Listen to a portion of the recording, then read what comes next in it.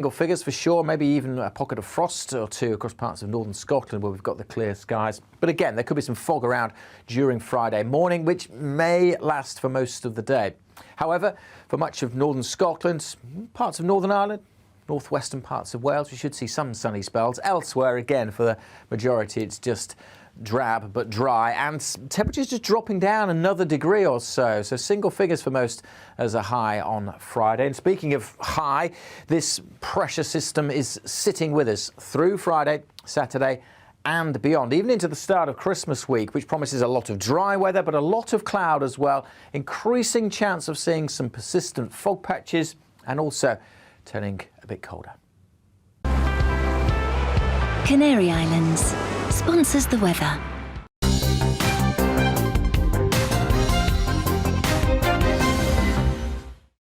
You're watching GB News live across the UK and the world on our digital stream. GB News is Britain's news channel. We are the UK's home of discussion and debate from all perspectives. We are here for you. Don't forget to join our YouTube community by clicking on that subscribe button. And if you want the GB News app, you can click and catch up on programmes anytime. We love to hear from you, so email us. gbviews@gbnews.uk. Thanks for being part of the GB News family. My name is Andrew Doyle. Join me every Sunday evening at 7 p.m. for Free Speech Nation. This is a show where we address current affairs and news stories of the week with the help of two wonderful comedian panellists. I brought in comics because I want to give it a lighter edge, and also they work for less. See you there.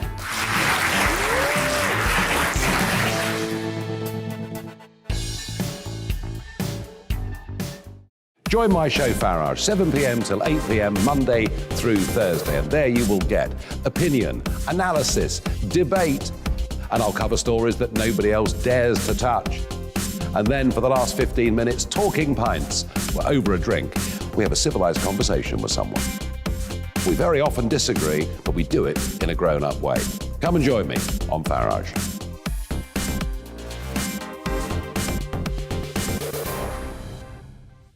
I'm Colin Brazier.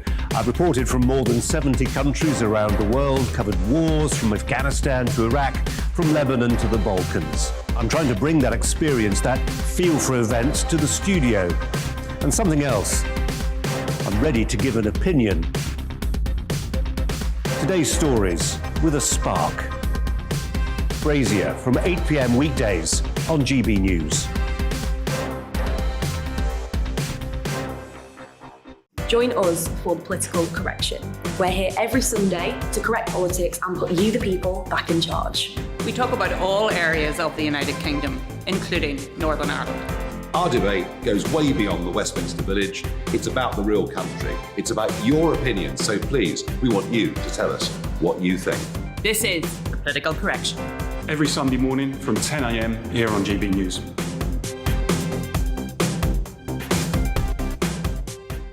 You're watching GB News live across the UK, the world, and our digital stream. GB News is Britain's news channel. We are the UK's home of discussion and debate from all perspectives. We're here for you. Don't forget to join our community by hitting the subscribe button. And download the GB News app so you can click and catch up on programmes anytime. We love to hear from you. Email us at gbviews@gbnews.uk. Thanks for being part of the GB News family.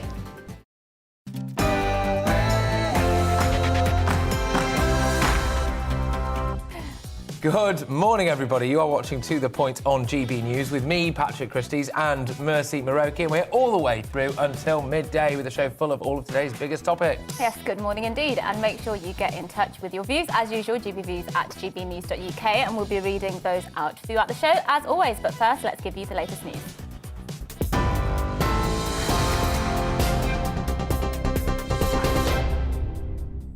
Good morning, I'm Tamsin Roberts. Here are the latest headlines. British tourists entering France this Christmas are facing tough restrictions to limit the spread of Omicron. A government spokesperson says that from Saturday they will limit entry to only French nationals, their families and British citizens living in the country. Travellers from Britain arriving in France will also have to self-isolate for 7 days, though isolation will be lifted after 48 hours if their test conducted in France is negative. Road hauliers will be exempt from the restrictions.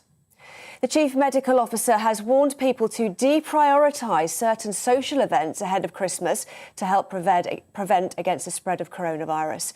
Professor Chris Witty warned that multiple records will be broken over the coming weeks as the Omicron variant surges in the UK.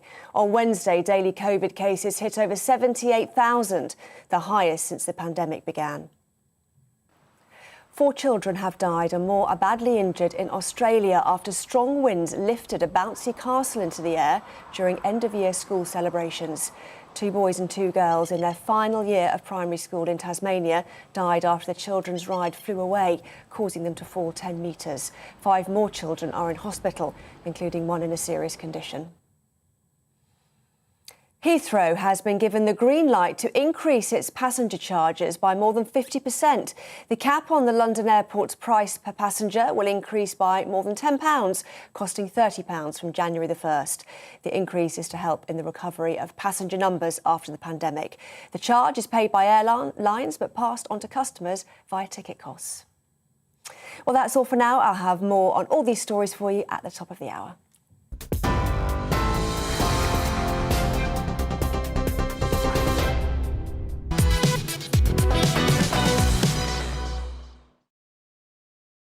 Good morning, you're watching To The Point on GB News with me, Mercy Moroki and Patrick Christie's, and we've got another show full of today's big stories, lots of discussion and issues that you care about at home. So here's what's coming up.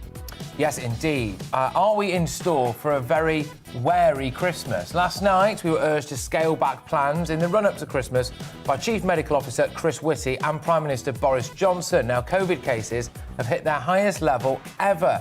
We'll be asking whether our festive plans are in jeopardy. Yes, and MPs have heard that a lab leak is now the most likely origin of COVID-19. I never would have thought it. Dr. Alina Chan from Harvard spoke to a select committee yesterday and said after 2 years of searching, an animal host has never been found. We'll have Dr. Chan speaking to us here on the programme later on. Yeah, you're not going to want to miss that. It's a really big coup, that. Anyway, another surge of small boats are expected to cross the Channel today as weather conditions are due to improve. Our home and security editor Mark White will be joining us live from Dover later to give us an update. Yes, that's all coming up on the programme and much more as well. And remember, get in touch with your views, gbviews@gbnews.uk. But first, Patrick gives his views on the effect of COVID on the hospitality industry.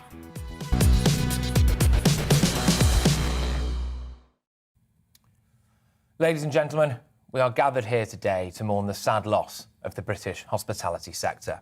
It had a good life. There were pints pulled, meals cooked, laughter reverberated inside its walls. Friends were made, romances blossomed. Occasionally, headbutts happened outside. But after a long battle against a terminal illness, unfortunately, the hospitality sector has now passed away. May it rest in peace.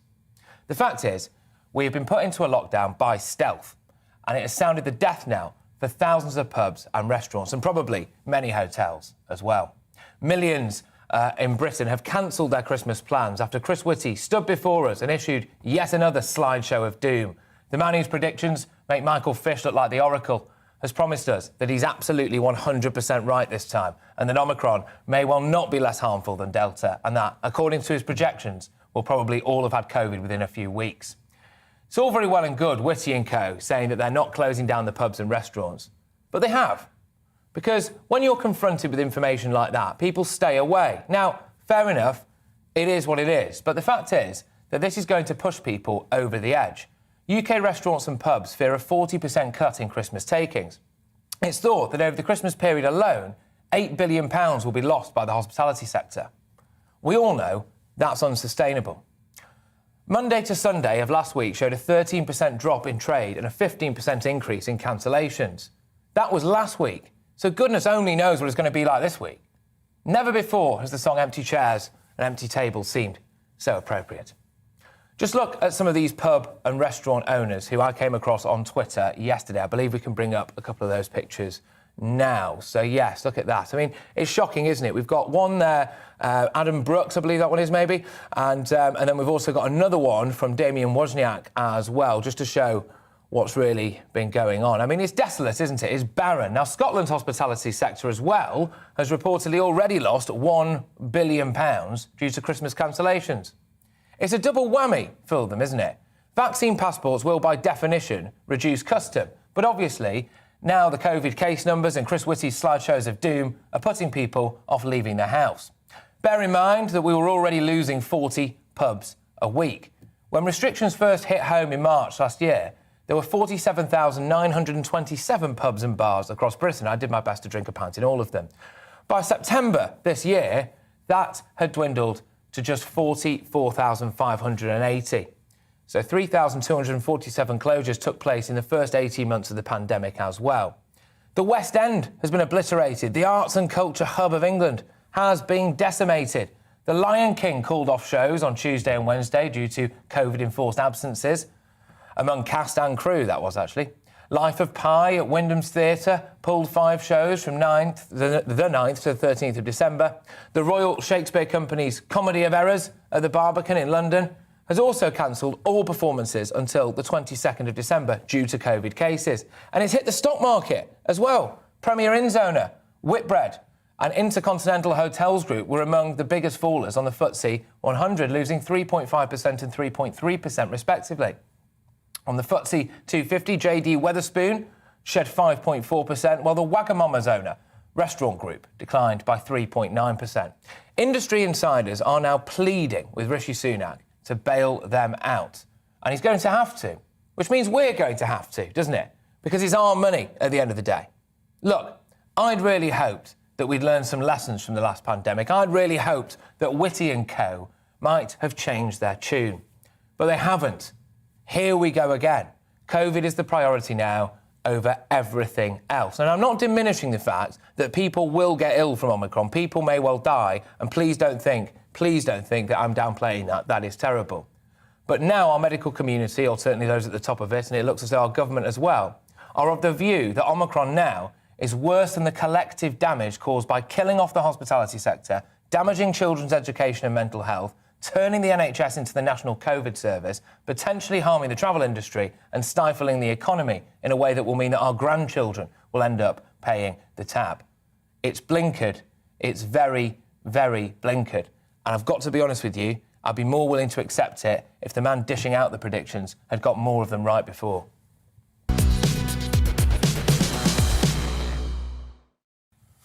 Yeah, I think, this is what I think's happening, or what's massively contributing to it, which is that we said a couple of days ago on the show, actually it was yesterday. Yesterday was the last, or 2 days ago, was the last day you could get Omicron, be forced to self-isolate and still be, not be in isolation by Christmas. So anybody from... Not having a turkey for one. Yes, exactly. So anybody from yesterday who catches it will, and is pinged or whatever it is, will have to isolate, and they will obviously be in isolation for Christmas. So I think people are actually desperately doing everything they can to avoid that, which is why I think they're cancelling, because people don't want to take the chance. They didn't have a proper Christmas yesterday. Exactly. People don't want to take the chance of being asked to isolate for 10 days, which inevitably now will lead them to Christmas, perhaps Boxing Day and beyond. And so I don't really blame people, although I'd like to encourage people to stop cancelling their bookings, but I completely understand why people might be doing that, because they'd rather spend time with their families. I think if people are in a position to, I would say if you cancel it, you should pay,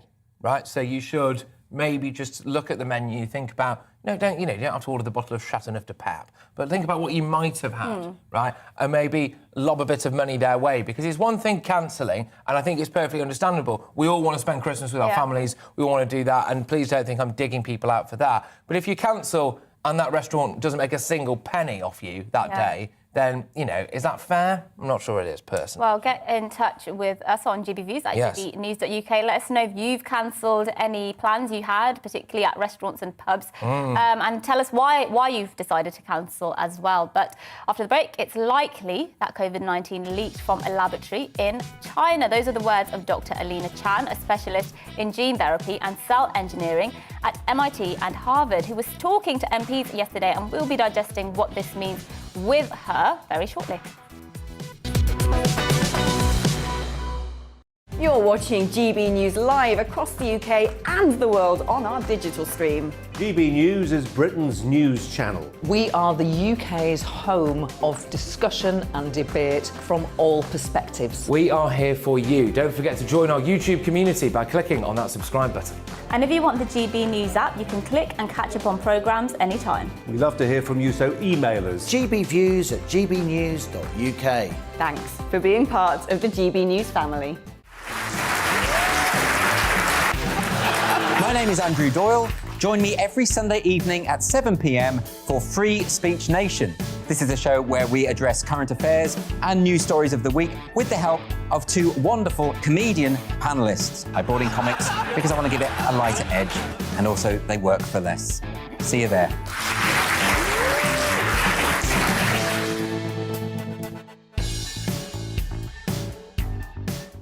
Join my show Farage, 7 p.m. till 8 p.m. Monday through Thursday, and there you will get opinion, analysis, debate, and I'll cover stories that nobody else dares to touch. And then for the last 15 minutes, talking pints. We're over a drink. We have a civilised conversation with someone.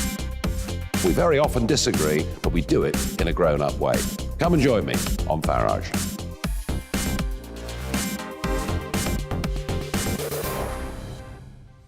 I'm Colin Brazier.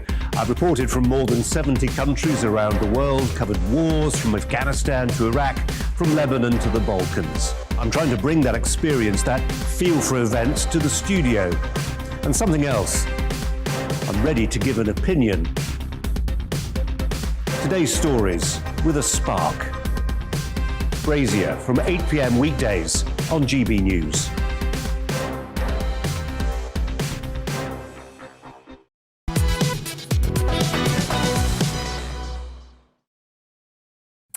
Now, a Harvard scientist told MPs yesterday that a leak at a Wuhan laboratory was likely to be the origin of COVID-19. Dr. Alina Chan said it was reasonable to believe COVID was genetically engineered in China, and pointed to a Chinese Communist Party's cover-up and attempts to silence the theory as evidence. Let's take a listen to what she told MPs yesterday.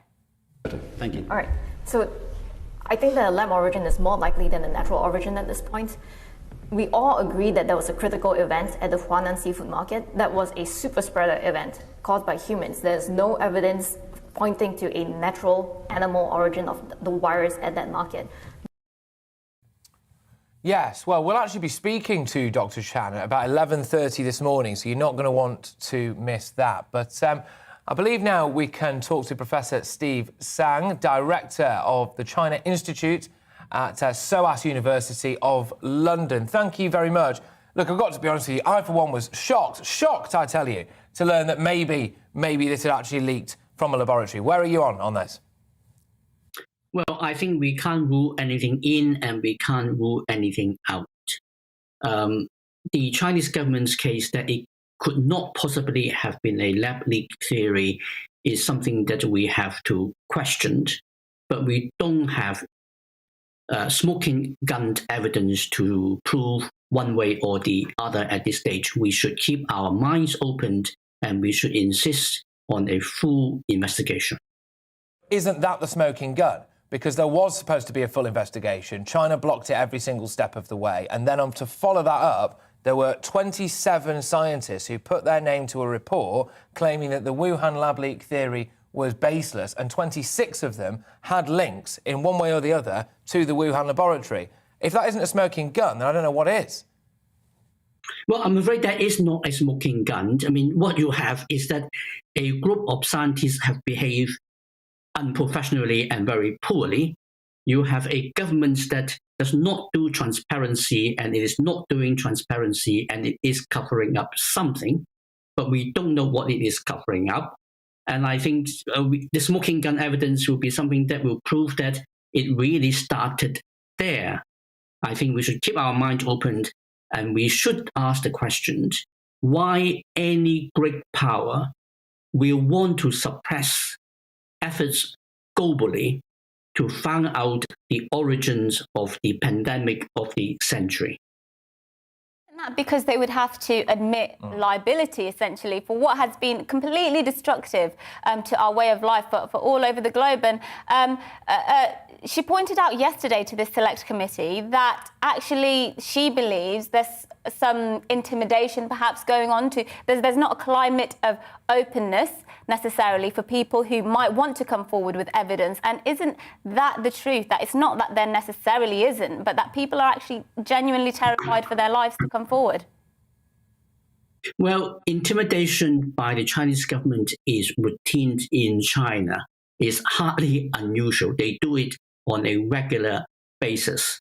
So I don't think the fact that they are intimidating people over the lab leak theory necessarily means that they know for sure that the pandemic, that the virus originated in the lab itself.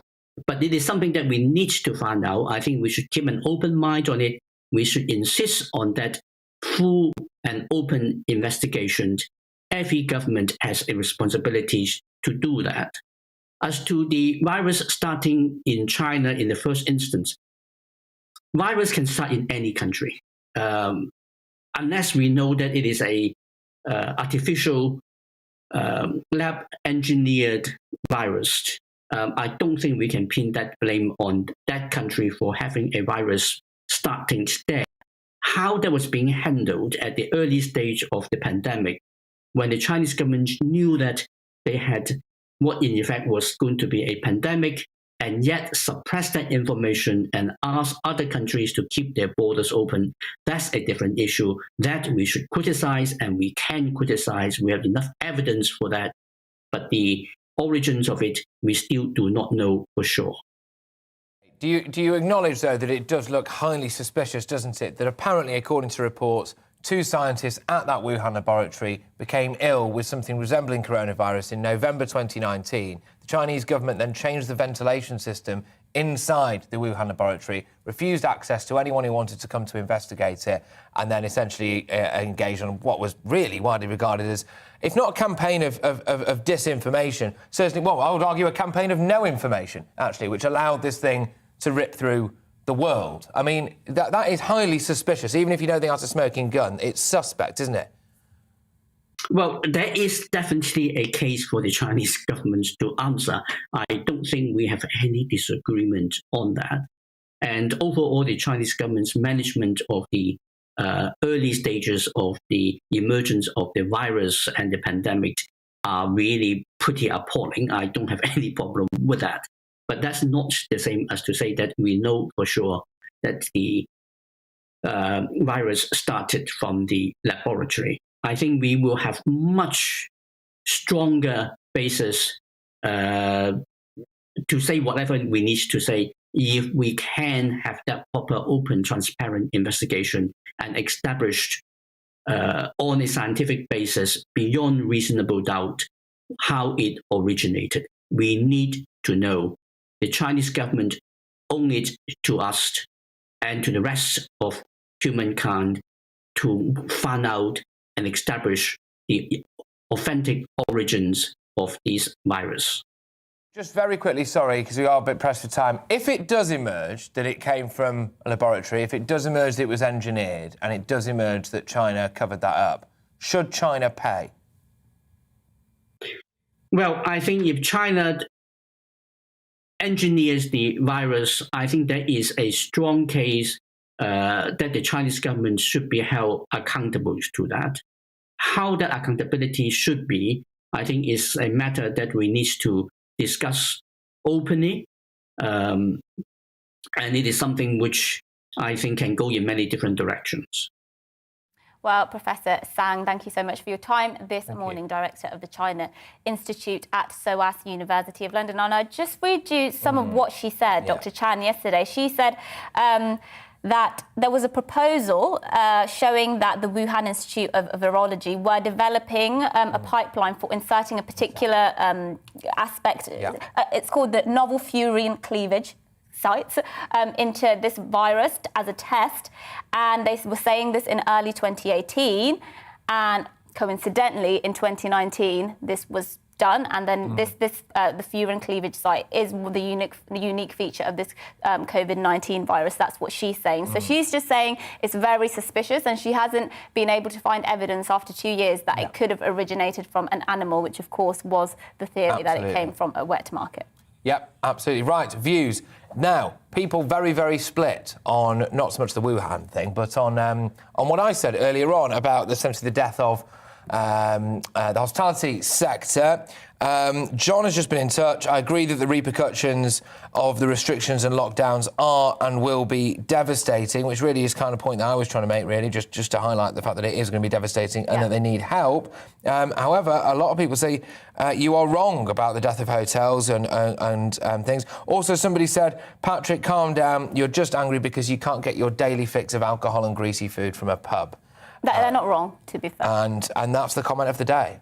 So well done to that person. Well, we will be speaking to Dr. Alina Chan, this doctor who gave this evidence to the Select Committee yesterday. We'll be speaking to her a bit later, so stay tuned for that. And keep all your thoughts coming in as well, GB Views at gbnews.uk. And we'll be back after the break and the weather. It's time to remind ourselves there's always another winter. Canary Islands sponsors the weather.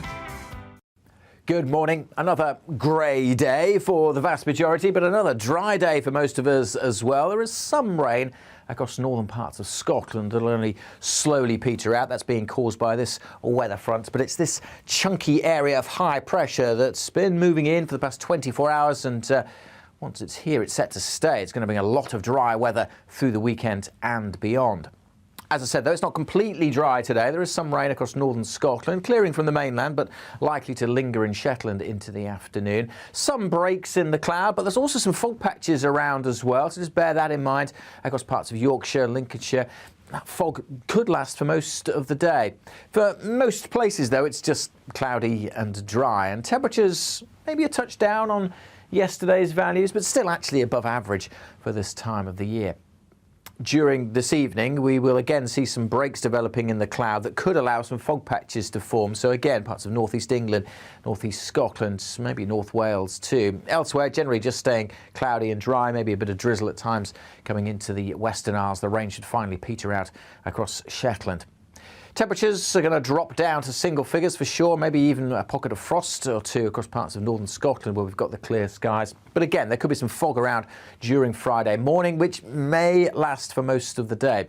However, for much of northern Scotland, parts of Northern Ireland, northwestern parts of Wales, we should see some sunny spells. Elsewhere, again, for the majority, it's just drab but dry, and temperatures just dropping down another degree or so. So single figures for most as a high on Friday. And speaking of high, this pressure system is sitting with us through Friday, Saturday and beyond, even into the start of Christmas week, which promises a lot of dry weather, but a lot of cloud as well. Increasing chance of seeing some persistent fog patches and also turning a bit colder.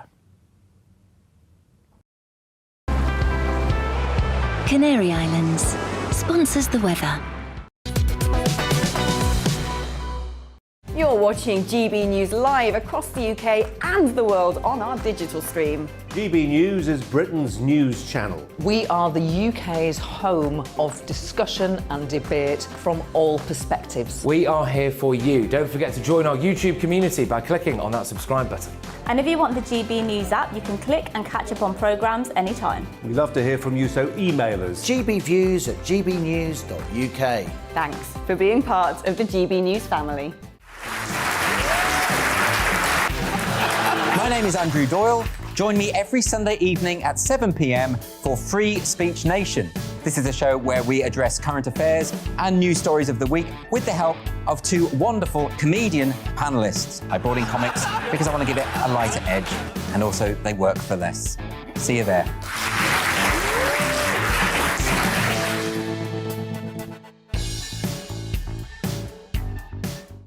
Join my show Farage, 7 p.m. till 8 p.m. Monday through Thursday, and there you will get opinion, analysis, debate, and I'll cover stories that nobody else dares to touch. And then for the last 15 minutes, talking pints. We're over a drink. We have a civilised conversation with someone. We very often disagree, but we do it in a grown-up way. Come and join me on Farage.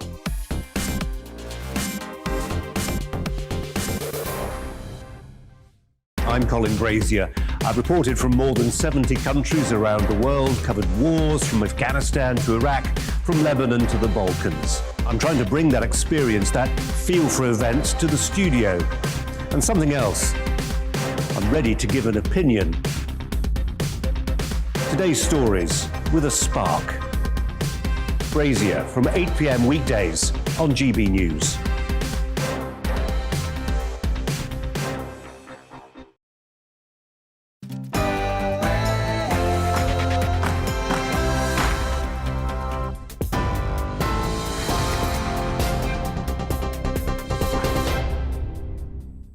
Good morning, I'm Tamsin Roberts. This is your news at 10 o'clock. British tourists entering France this Christmas are facing tough restrictions to limit the spread of Omicron. A government spokesperson says that from Saturday they'll limit entry to only French nationals, their families and British citizens living in the country. Tourism trips will be limited, but the restrictions won't apply to road hauliers. Travellers from Britain arriving in France will have to self-isolate for 7 days, though isolation will be lifted after 48 hours if they're test is negative. A spokesman for ferry operator Brittany Ferries called the measures a hammer blow to their Christmas season, while full details of the measures are expected to be announced later today. The Chief Medical Officer has warned people to deprioritise certain social events ahead of Christmas to help prevent against the spread of coronavirus. Professor Chris Witty warned that coronavirus records will be broken over the coming weeks as the Omicron variant surges in the UK. On Wednesday, daily COVID cases hit over 78,000, the highest since the pandemic began. The Shadow Health Secretary, Wes Streeting, urged people to take tests before attending events. Want people to enjoy Christmas safely. There are a whole range of sensible things we can all do to make that happen, including, taking a test before we go out to see people, whether that's friends or family, whether visiting people in their homes, or going out to a pub or bar or restaurant. So there are sensible things that we can all do. We're keeping a close eye on these numbers. We want to make sure we're doing the right thing. We want to make sure we're striking the right balance. And most importantly, we want to make sure that those pressures on the NHS are manageable. Well, meanwhile, there are calls for support for the hospitality sector as customers cancel bookings. Some in the industry are predicting significant falls in footfall in December as COVID cases rise. Many customers are now avoiding socialising in the build-up to Christmas over fears of having to isolate. Business groups are calling for an extension of the VAT reduction, which is due to end in March, and for business rates to be deferred. 2 people have been confirmed missing after a block of flats was gutted by fire in a suspected arson attack.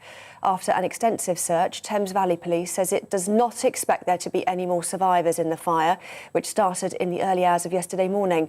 1 person has been confirmed dead following the blaze, whilst 4 others were treated in hospital. A 31-year-old man has been arrested on suspicion of murder and arson. At least 4 children have died and more are badly injured in Australia after strong winds lifted a bouncy castle during end-of-year school celebrations. 2 boys and 2 girls in their final year of primary school died in Tasmania after the children's ride flew away, causing them to fall 10 metres. 5 more children are in hospital, including one in a serious condition. Young children on a fun day out together with their families, and it turns to such horrific tragedy at this time of year. It just breaks your heart. New research shows that pay rises have increased to their highest level since the summer of last year. Pay analyst Expert HR say high inflation rates and ongoing staff shortages have put pressure on employers to increase wages. The research shows that the median basic pay has increased by 2.2%, up from 2% in the last quarter. Heathrow has been given the green light to increase its passenger charges by more than 50%. The cap on the London airport's price per passenger will increase by more than £10, costing £30 from January the 1st. The increase is to help in the recovery of passenger numbers after the pandemic. The charge is paid by airlines but passed on to customers via ticket costs. Channel migrants are being held in very poor conditions after arriving on the Kent coast, despite Home Office assurances of significant improvements. Inspectors found women who had been victims of rape in their home countries weren't adequately supported, and lone children were being held with unrelated adults. A separate assessment also found that injuries, including serious burns, were not detected by staff or properly treated. The Home Office has been contacted for comment on this. Well, those are the top stories. I'll have the latest headlines with you for half an hour. Now, though, it's back to the point.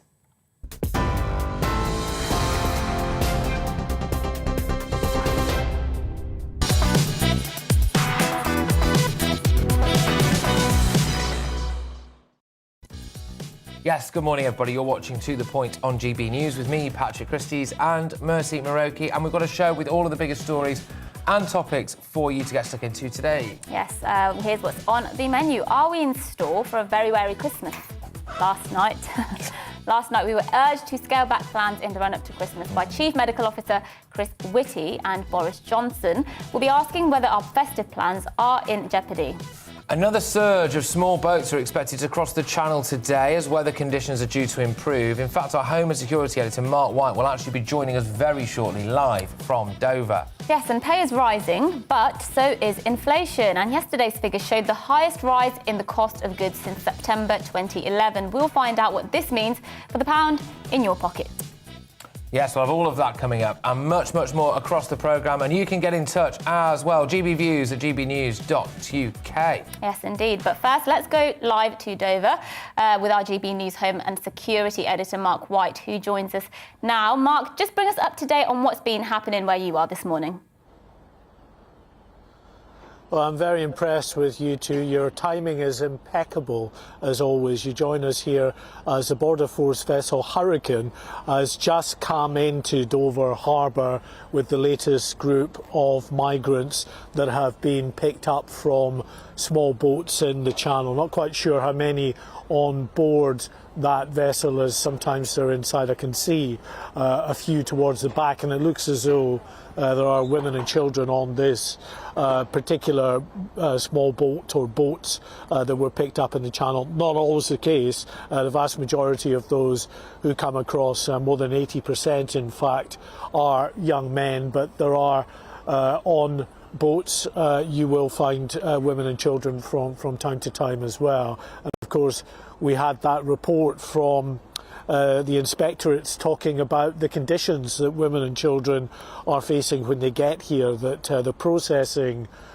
for them here at Dover and beyond is not adequate at all, that they are not being properly looked after as they enter the care of UK authorities. That is something that the British government has promised to try to rectify over recent months, but according to the inspectorate, it's still lacking in terms of the facilities that are available to help women and children in particular that come off. So what happens, what you're looking at the moment, are the Border Force personnel there just securing the lines to this vessel Hurricane. It's a catamaran, one of the larger Border Force vessels that's been out in the Channel this morning. Once they've secured the lines, then those on board will be taken off and up a gangway to start being processed. No doubt relieved, because even though it is a relatively mild day in the middle of the Channel, it's pretty cold, as it always is, with the wind, even on a calm day, still whipping through you down the Channel itself. This began, we're expecting quite a significant surge in small boat activity today, and it began at 10:30 last night with the first of the small boats leaving the beaches of northwestern France to make that journey across the English Channel. That was intercepted first by a French vessel and effectively escorted into UK waters before it was then intercepted by the RNLI vessel, the Dover lifeboat, and those on board were taken into Dover Harbour at 3 a.m. So far today, 65 people have been landed here at Dover. Well, here are some more now, having come off this vessel onto the gangway, being led up to the processing centre. You see a young girl and a woman and a man, first of all, that have come off, and others I can see on the vessel as well, preparing to come off as well. So the 65 initially that have been landed by Dover lifeboat, this is the first of the Border Force vessels to come in today. As we speak, Patrick and Mercy, I'm told that there are a number of other ongoing incidents in the Channel with other vessels being intercepted by Border Force who are out there in the Channel in strength today, and of course the lifeboats as well, as you see another group of migrants making it up this gangway towards this makeshift processing centre, which is effectively just a couple of marquees at the top of the gangway there, where whatever details they have are taken by Border Force personnel before they're effectively entered into the asylum system, because 99% of those who come across via this irregular route from France will claim asylum and enter that system, and it will often be a very prolonged, lengthy time. This is something that the British government has vowed that they want to get to grips with, to ensure that those who come via irregular routes are going right to the back of the queue in terms of their priority in being assessed for asylum. Whether that will work in practice, as they hope it will in theory, well, only time will tell. But as I say, this is really just the start of what we expect to be another significant day of small boat activity in the Channel, and the first real tester as well for the French authorities following that terrible tragedy that happened last month with some 27 people who lost their lives. And as we speak, I can see actually quite a lot of people just coming off this Border Force vessel Hurricane. We had thought, because you didn't see them, they were in the clearly inside this vessel, that perhaps there may have only been a dozen or so coming off, but it certainly looks as though there's considerably more than that, as I can see on the vessel. A good couple of dozen at least now still waiting to come off and to head up the gangway itself.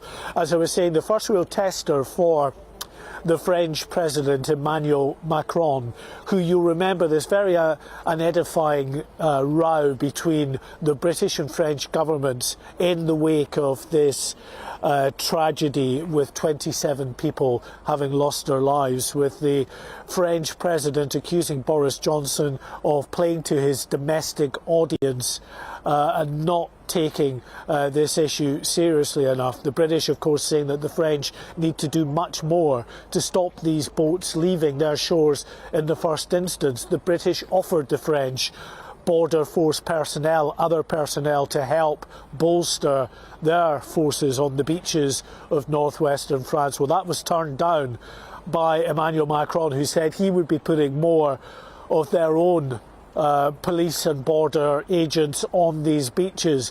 Well, today, as I say, the first big tester, and look what we're seeing. More boats still coming across into the English Channel and being intercepted by UK Border Force vessels and lifeboats. So this much promised bolstering of the beaches of northwestern France doesn't appear to have materialised from what we're seeing here in Dover this morning. Thank you very much. Mark White there, of course, our Home and Security Editor, bringing you the live footage there from Dover of people coming in. and just being awaiting processing there. And lots of you have been messaging in about that already, so we'll go to those shortly. But first, Mercy gives her views on wanting to ditch children's classic novels.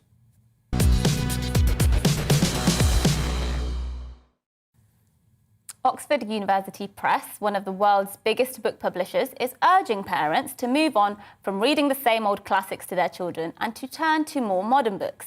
In a large survey, they found that parents overwhelmingly favoured 20th century British novelist Roald Dahl, author, of course, of much-loved classics like Charlie and the Chocolate Factory, The BFG, and James and the Giant Peach.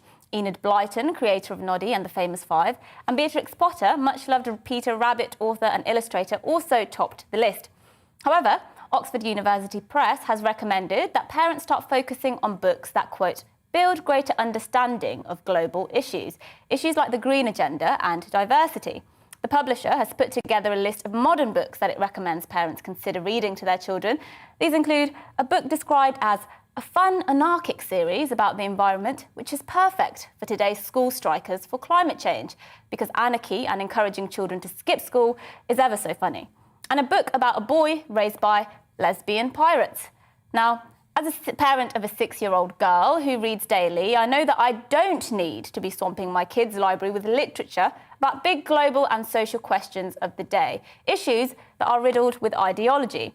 When did it become the norm for small children to need to be exposed to climate catastrophism or issues of gender identity?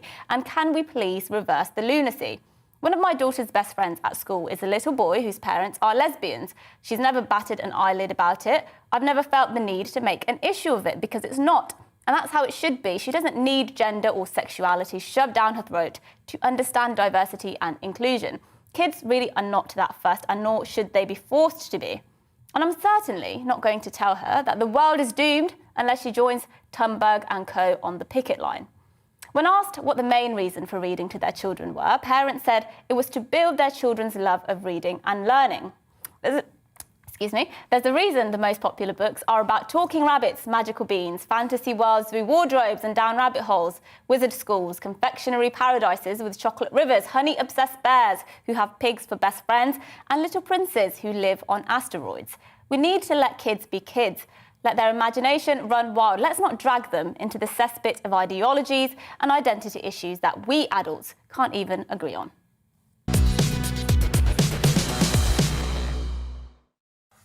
I think I speak for the nation now when I say, what's wrong with lesbian pirates? No, I think, I understand what you're saying. It's a funny one, isn't it, with, like, kids that are just... why would you want them to be confronted by issues? Like you said, that we can't even agree on.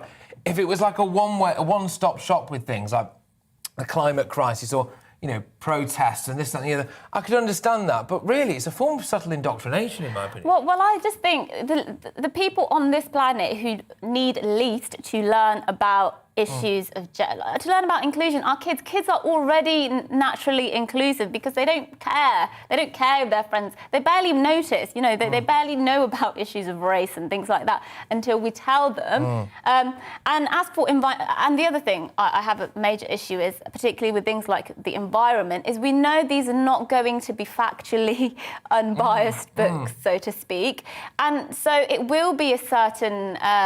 It will be leaning a particular way when kids are reading these books, and I know for a fact that the kinds of books schools would be encouraged to read to their children, or other people in society would be telling their parents to read to their children, are books that take a left-leaning view of these issues. Some might say a woke view of these issues. There's maybe a market there for right-wing children's literature. You could go on Dragon's Den with a series about, I don't know, strong borders or something like that. Well, that's not a bad idea. But look, I just someone at home's going, I'm going to be watching Dragon's Den in a year's time. I'm going to see someone come on with the right-wing children's book series. You could take them to court for that. Yeah. But I just think, look, just don't. There's no need to shove this down children's throat. That's the first point. And the second point is that leave children's classics alone. They're perfectly fine. There's a reason hundreds of millions of people across the world love it to read them. Yes, it's true. What was your favourite book growing up? Do you know? No, I don't. But since I had a child, I've almost started rediscovering the love of children's books in a way because, you know, like The Hungry Caterpillar. Books like that are so simple. Yeah. But I think The Hungry Caterpillar is one of the most popular books ever, actually, children's books. But it just gives you so much joy, and we're going on a bear hunt, and books by Julia Donaldson as well. They're fantastic. So yeah, why not just let us know what your favourite children's book was as well when you were growing up? gbviews@gbnews.uk. But yes, we'll go into the inbox now and see some of your views, and a lot of reactions for Mark White with his fantastic footage, on the scene footage really, of a new boat coming in to Dover, obviously full of migrants, illegal immigrants, whatever you want to say that they are, and yeah, so a lot of people saying, look, this isn't going to stop anytime soon, but also lots of views about what I said earlier on as well about the hospitality sector, the death of the hospitality sector. We woke up this morning, didn't we, to a lot of pictures in the news of empty pubs and empty restaurants and cancellations, and the fact that they reckon that takings are going to be down about 40%, which is devastating. It's unsustainable, isn't it? A couple of people got in touch. Fantastic stuff. Paul says that the pub he was in last night was packed, and that is great to hear, actually, I must say. But Elizabeth has said as well, you know, it gets worse than this, actually, Patrick. It's not just the hospitality sector. It feels as though they're determined to destroy the private sector as well, as they've been stoking inflation. It's bad times, isn't it? What's going on at the moment, any restrictions whatsoever, are bad times. Well, after the break and talking of inflation, there's so many headlines this morning as well of rising inflation and the rising cost of living. But as we head towards Christmas, how will it hit the money in your pocket? We'll be discussing this next after this weather. It's time to remind ourselves there's always another winter. Canary Islands sponsors the weather. Hello. Most will have a dry day today and several more dry days to come as well. Lots of cloud around, not a huge amount of sunshine. The winds are fairly light, so that cloud isn't really moving too far, all thanks to an area of high pressure. There is this weather front dangling across the far north of Scotland that will bring some rain at times to Shetland, so a bit damp and drizzly here, but otherwise, as I said, the vast majority dry. Quite a lot of cloud across Wales, southern England, but we do have some sunshine across eastern England, eastern parts of Scotland. We've had some morning fog as well, and that is taking a while to clear away. Mostly cloudy but dry across Northern Ireland too. Temperature-wise, well, generally still above average, well above across the south, 11-12 degrees Celsius, but it is going to turn colder over the next few days. Certainly tonight, under clear skies across the east, temperatures will fall away and we will see some thickening fog patches once more. Could be quite dense by the morning, the fog over parts of eastern England, so something to be aware of for Friday morning's commute. Some breaks in the cloud across West Wales and eastern Scotland, certainly allowing some pockets of frost. But generally where it stays cloudy, temperatures holding up at 6 or 7 Celsius. On to Friday, and again, dry and cloudy does kind of sum it up, but there will be some good spells of sunshine over northern Scotland. West Wales should be generally dry and bright, the north coast of Devon and Cornwall. Further east, pretty grey and dank, I suspect, across eastern England. Some of that fog likely to last all day, and if it does, well, we'll struggle to get to 7 or 8 Celsius. Generally, temperatures just a degree or so down on today's values. Through Friday evening, not a great deal of change. Again, where we've got some clear skies, temperatures will fall sharply and we could see some more fog patches forming. And that's how we go into the weekend, really. That high pressure we saw at the start is still with us. So a lot of dry weather, but a lot of cloudy weather, mist and fog getting thicker through the weekend, and also things turning colder. Canary Islands sponsors the weather. You're watching GB News live across the UK and the world on our digital stream. GB News is Britain's news channel. We are the UK's home of discussion and debate from all perspectives. We are here for you. Don't forget to join our YouTube community by clicking on that subscribe button. And if you want the GB News app, you can click and catch up on programmes anytime. We love to hear from you, so email us. gbviews@gbnews.uk. Thanks for being part of the GB News family. My name is Andrew Doyle. Join me every Sunday evening at 7 p.m. for Free Speech Nation.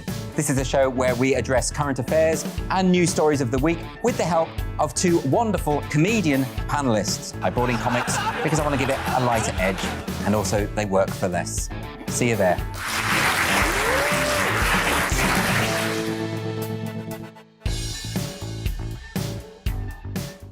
Join my show Farage, 7 p.m. till 8 p.m. Monday through Thursday, and there you will get opinion, analysis, debate, and I'll cover stories that nobody else dares to touch. And then for the last 15 minutes, talking pints. We're over a drink. We have a civilised conversation with someone. We very often disagree, but we do it in a grown-up way. Come and join me on Farage.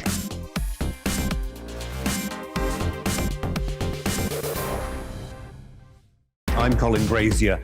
I've reported from more than 70 countries around the world, covered wars from Afghanistan to Iraq, from Lebanon to the Balkans. I'm trying to bring that experience, that feel for events, to the studio. And something else. I'm ready to give an opinion. Today's stories with a spark. Brazier from 8 p.m. weekdays on GB News.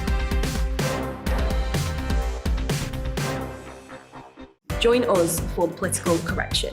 We're here every Sunday to correct politics and put you, the people, back in charge. We talk about all areas of the United Kingdom, including Northern Ireland. Our debate goes way beyond the Westminster Village. It's about the real country. It's about your opinion. So please, we want you to tell us what you think. This is Political Correction. Every Sunday morning from 10 a.m. here on GB News.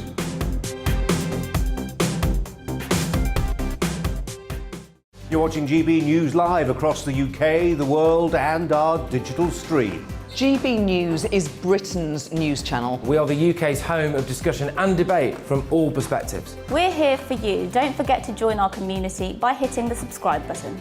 And download the GB News app so you can click and catch up on programmes anytime. We love to hear from you. Email us at gbviews@gbnews.uk.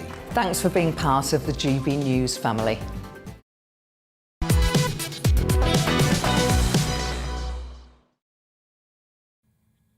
Now, the cost of living crisis has intensified as inflation hits a 10-year high. The inflation rate is now at 5.1%, up from 4.2% on the month before, and it's now at its highest level since September 2011.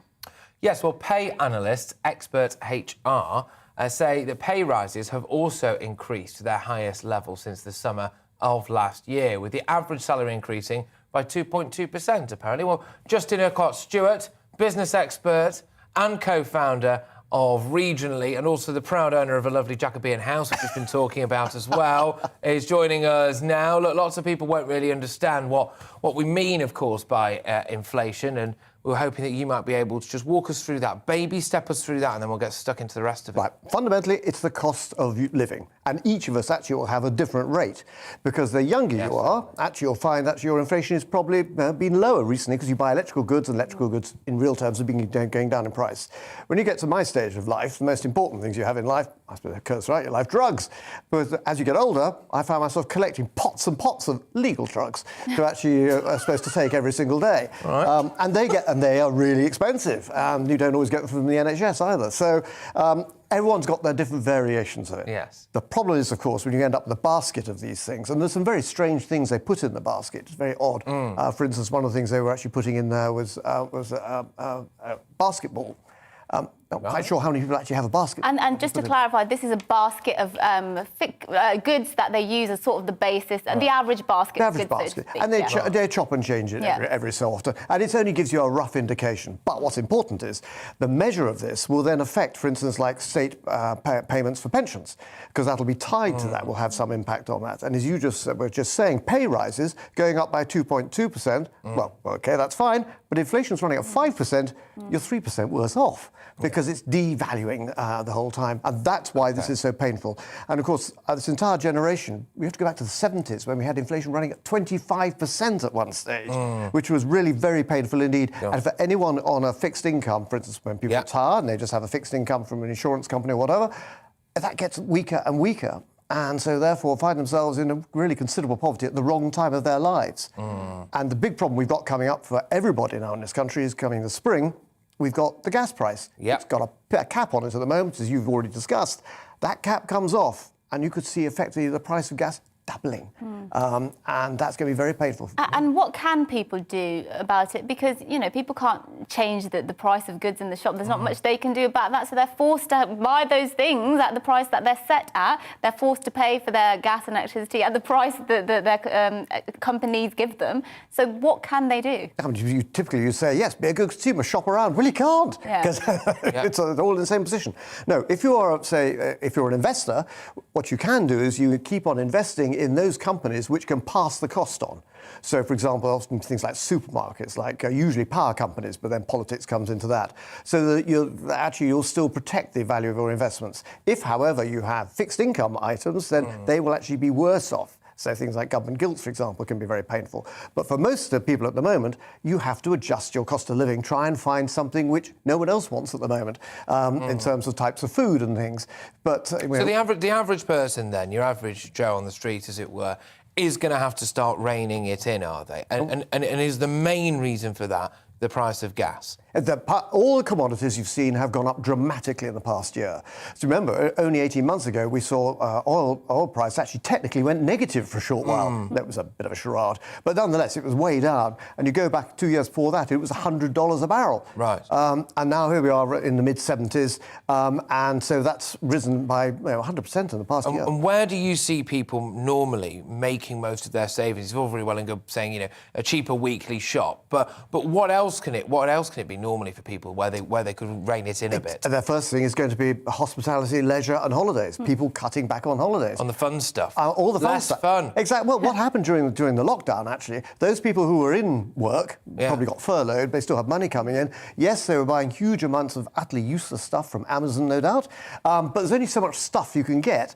People couldn't go on holiday. They couldn't go anywhere else. So actually, Britain, on its working people, found themselves actually with more cash. They're rather sitting on a cash pile. They're going to need that cash pile for these rising costs now.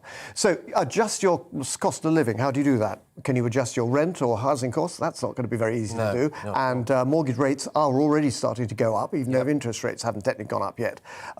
In terms of shopping around for food, you're just going to have to be a better consumer at doing so. And maybe it's less prepared meals, more stuff doing yourself, and more stuff doing at home. May sound a bit gloomy and mean, but I'm afraid that's what you're going to have to do. And the Costa del Sol, not the Caribbean, by the sounds of things as well. Costa del Bournemouth, probably. You have to get to that stage. That's if we can even go anywhere. We'll have to find out, won't we, whether lockdown affects any of that as well. But thank you, Justin, for joining us. My pleasure. Just for coming in as well. It's great to have you in the studio. Right, well, after the break, we'll be talking about loads of other bits and bobs, hospitality industry, etc. But we're going to go to views first, I understand. So let's delve into the world of my inbox. And yes, OK, lots of people are getting in touch with exactly what you were saying there, saying it's a shame that we're having... Jake has been in touch, saying it's a shame that we're having to rein in our cost of living because of the coronavirus yet again. It is, but we are where we are, aren't we, unfortunately? Yes, and a lot of people as well saying we need to stop. So this is something that a load of you get in touch with every single time we cover what's happening at Dover, where you say, look, please, please, please only refer to these people as illegal immigrants, not immigrants. And it's a tricky one, isn't it, really? Because actually then they apply for asylum and then you don't want to use too harsh a language. Yeah, I think that's something like 6 in 10 of the people... Mark White, our Home Affairs and Security Editor there, said that 99% of them obviously do claim for asylum. That's their main reason for these migrants coming here. And I think something like 60%, 6 in 10 of them end up actually having their asylum claims accepted. And so, in theory, on that basis, 6 in 10 of them are genuine asylum seekers. So the language is very tricky, but... It is a hard one to get right, isn't it? You're certainly not going to please everyone. Just a very quick one based on your monologue, very quickly. Anastasia, fantastic name, by the way, has been in touch. My son is 9, he loves to read. We asked what your favourite children's books were, mainly about space. His favourite ones are Horrid Henry. Yes. Horrid Henry's a good one. And they've made it into a TV show, which is not too bad, but... Yeah, Horrid Henry, another classic. Guess another thing that not as classic, but yeah. Yes, another one that doesn't live up to the but we'll be back very shortly, but before that, we're going to give you a look at this morning's news with Tamsin.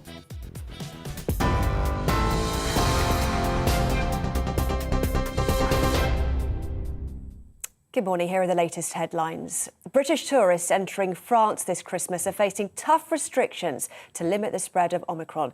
A government spokesperson says that from Saturday they will limit entry to only French nationals, their families and British citizens living in the country. Tourism trips will be limited, but the restrictions won't apply to road hauliers. Travellers from Britain arriving in France will also have to self-isolate for 7 days, though isolation will be lifted after 48 hours if their test is negative. And full details of the measures are expected to be announced later on today. The Chief Medical Officer has warned people to deprioritise certain social events ahead of Christmas to help prevent against the spread of coronavirus. Professor Chris Witty warned that multiple records will be broken over the coming weeks as the Omicron variant surges in the UK. On Wednesday, daily COVID cases hit over 78,000, the highest since the pandemic began.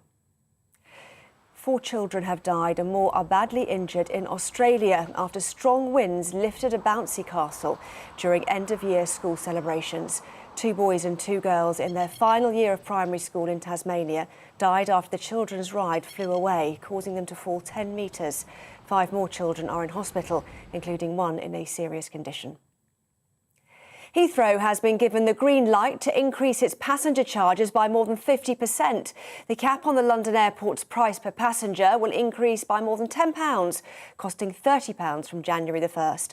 The increase is to help in the recovery of passenger numbers after the pandemic. The charge is paid by airlines but passed on to customers via ticket costs. Well, those are the headlines. I'll have more on today's main stories at the top of the hour.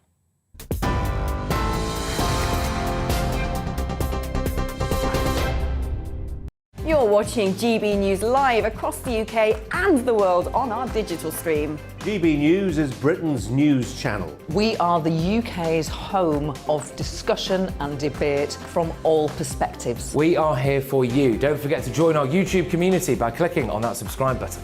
And if you want the GB News app, you can click and catch up on programmes anytime. We love to hear from you, so email us. gbviews@gbnews.uk. Thanks for being part of the GB News family. My name is Andrew Doyle. Join me every Sunday evening at 7 p.m. for Free Speech Nation. This is a show where we address current affairs and news stories of the week with the help of 2 wonderful comedian panellists. I brought in comics because I want to give it a lighter edge, and also they work for less. See you there.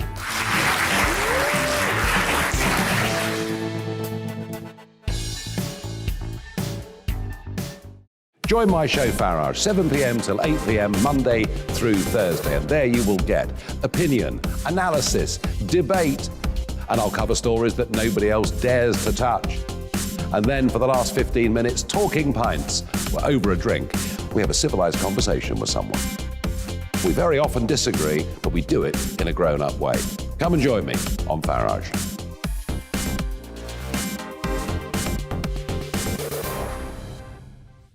I'm Colin Brazier. I've reported from more than 70 countries around the world, covered wars from Afghanistan to Iraq, from Lebanon to the Balkans. I'm trying to bring that experience, that feel for events, to the studio. And something else. I'm ready to give an opinion.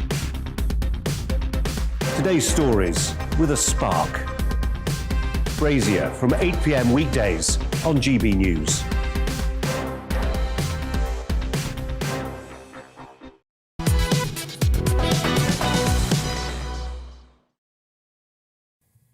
Good morning. Now, England's Chief Medical Officer, Chris Witty, is being questioned by the Health and Social Care Committee right now, so we're just going to bring you that. There he is. Is clinical studies, either from South Africa or the UK or indeed anywhere else, that say to us with confidence what the level of protection of 2 doses, or 1 dose, 2 doses and a booster dose are on hospitalisation and deaths. Now, I think most people think on the positive side, we all think that there will be some preserved immunity, particularly on the non-antibody side, T-cell and other side, and therefore it is likely that someone who's had 1 or 2 vaccines already will have some protection, and with a booster, considerably more protection against hospitalisation and deaths, even though the protection against infection is less good. And the final point I want to make on the boosters is it does look as if they restore some of the ability to actually reduce infection. Probably quite a lot of it, actually, at least for a period of time. And so there are multiple reasons to get the booster. It will reduce your risk of severity. It will reduce probably the risk of mortality, and it almost certainly will reduce your risk of transmitting and getting symptomatic disease. So we really want to push the point that boosters is absolutely critical to this. When do you think we will get good data on hospitalisation rates and risk of severe illness and death? I think we'll get some reasonable data from South Africa before we do from the UK, but that will be for 2 doses because they haven't got a booster programme in the way that we have yet. And they will probably go first on the clinical side, but there's good data coming here, and I'll ask Dr. Hopkins to talk about that because UKHSA, and indeed specifically Dr. Hopkins herself, are leading on this. In terms of the booster, that will take longer, obviously, because as of 2 weeks ago, almost nobody was boosted, and now we've got really good levels in the older population, but we haven't yet got all the way down to the group which is actually being infected by Omicron. Susan, do you want to add to what I've said? Yeah, so we have a series of studies that we have planned and have the analysis all ready to run. What we know is that we need about 250 individuals in hospital before we can make a severity assessment compared to Delta, and also a vaccine effectiveness assessment. We start running that assessment when we start having enough cases who have been admitted to hospital to do it, and then we run it daily until we have enough power to determine that the results are effective to allow us to basically make assessments to release.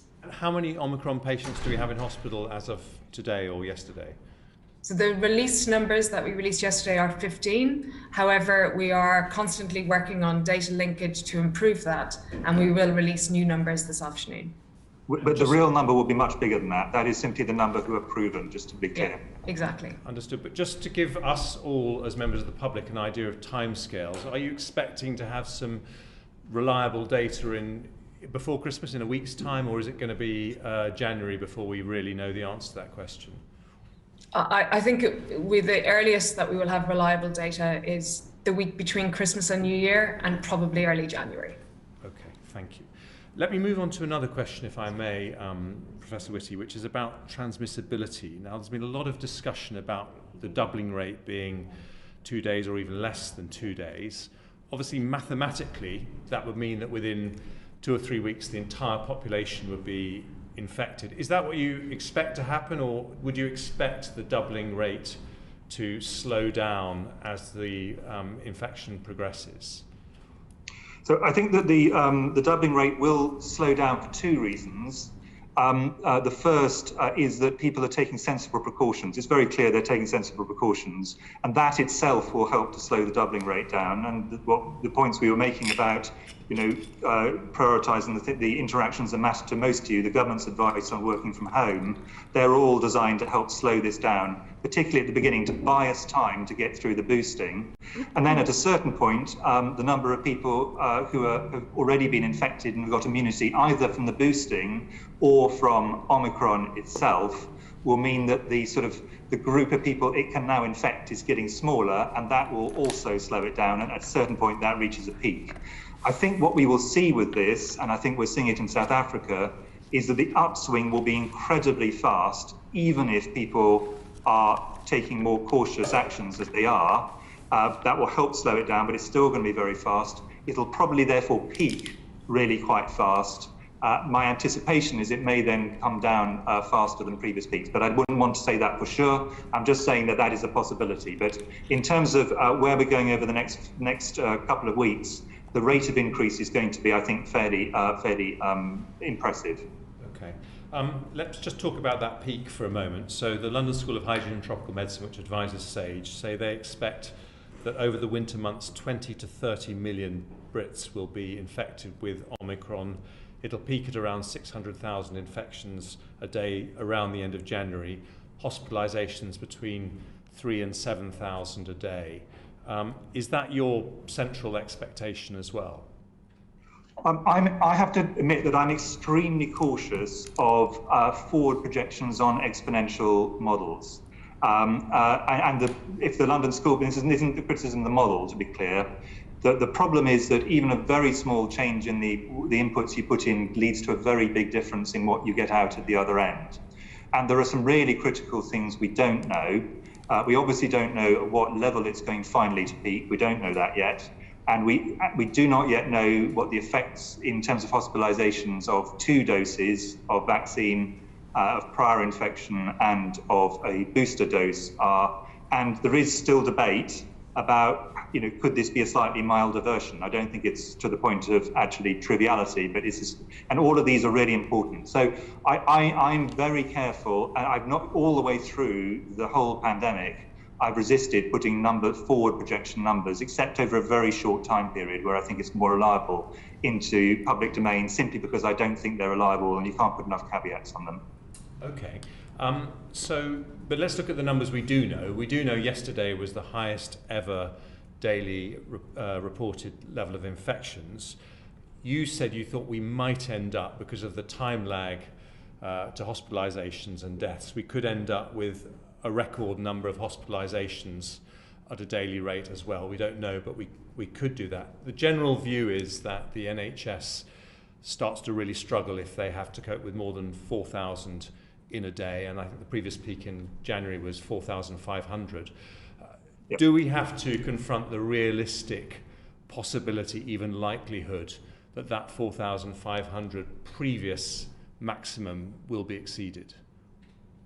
So I think that there are several different bits to this, and of course we're talking about huge uncertainties. So I don't want this to be seen as I'm saying this will happen. I'm just saying there's a range of possibilities.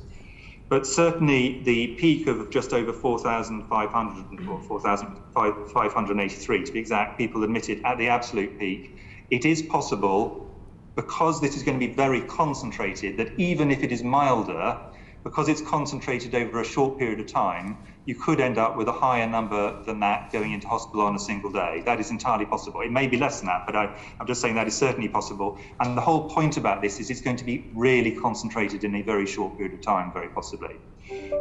There are 2 caveats to that, however, because one of the things that really matters to the NHS is also how long people stay. And if, for example, people stay in hospital for a shorter period because they're protected by prior vaccination, that means that the total number could still be lower, even if the peak number per day is going up is higher. So the peak total number of inpatients was about just under 40,000, 39,254 rather, to be exact. It could be you could have a higher daily rate, but a lower inpatient rate if there's a shorter hospitalisation. Obviously, it could go the other way as well. And the other thing is that the number going into ICU could also be quite a bit lower if, in addition to protecting against hospitalisation, vaccines provide additional protection against really severe disease. So I think what we shouldn't assume is that if we got the same number going in the front door, that necessarily translates into the same numbers in hospital in an ICU at some point in the new year. Okay, so we had that previous peak in January, and what we did then was we controlled it by locking down the country, and that brought that number down. Have you advised the government that we need to be doing more now than we're currently doing to reduce the spread of Omicron? I'm going to give a formal answer, and then I'll try and give a slightly more helpful one. But my formal one is the only formal advice is what comes from SAGE on the science side, and that is published. And it's very important that we don't start saying this is what we said to ministers on this, that, and the other day. There will be a public inquiry, they'll go through those. But other than that, the convention is, and obviously as a distinguished previous Secretary of State, you would have expected the same, that advice to ministers is absolutely confidential. But what the government has said, and I think what we have all said, is to make really tough economic and social decisions, there are some really key bits of information we do not yet have. And there's a very wide range of possibilities as to where this could go, some of which are, as you imply, very difficult for the NHS indeed. and some of which much less so. And we're getting new information the whole time. So this is being reviewed by the government the whole time, but they've got a clear plan of action. Ministers have set out a clear plan of action, which is double, it has two strands, one of which is around working from home, plan B things, all the things to try and slow things down at this initial stage of the upswing, and the other, really critically, is the booster programme. But obviously, if the facts change and it becomes clearer things are heading the wrong way, ministers are always going to take constant reviews of this. Well, that's what I really wanted. That's helpful. What I really wanted to understand is, in terms of setting expectations. I appreciate you can't tell us about every detailed conversation that you have with the Prime Minister, but in terms of setting expectations, at the moment, theatre performances, Christmas parties, football matches are all going ahead, but if things continue to take a turn for the worse, we need to be prepared for that to change. Is that what you're saying? I think that if it looked as if the vaccines were less effective than we were expecting, I think that, for example, would be a material change to how ministers viewed the risks going forward. Can I just add one risk which is going to happen irrespective? And that is that because of the steepness of this, even if this ends up in a situation where boosters do hold this to a large degree for a lot of people, there's still a lot of people in the NHS, so this is not an NHS point, however, a lot of people will simultaneously fall ill and be unwell, isolating or caring for others at the same time across the whole economy. So that side of things I also do think we need to take quite seriously. Thank you. Lucy Allen. Thank you, Chair. Yes, well, that was Chris Witty there, Chief Medical Officer, just answering questions in the Health and Social Care Committee, which is chaired by ex-Health Secretary Jeremy Hunt. Said lots of things, really. Yeah. He was very keen to emphasise that this is a very highly this is going to be a very highly concentrated wave because of this Omicron variant, which he said even if it is milder, a lot of people are going to be infected over a very short time.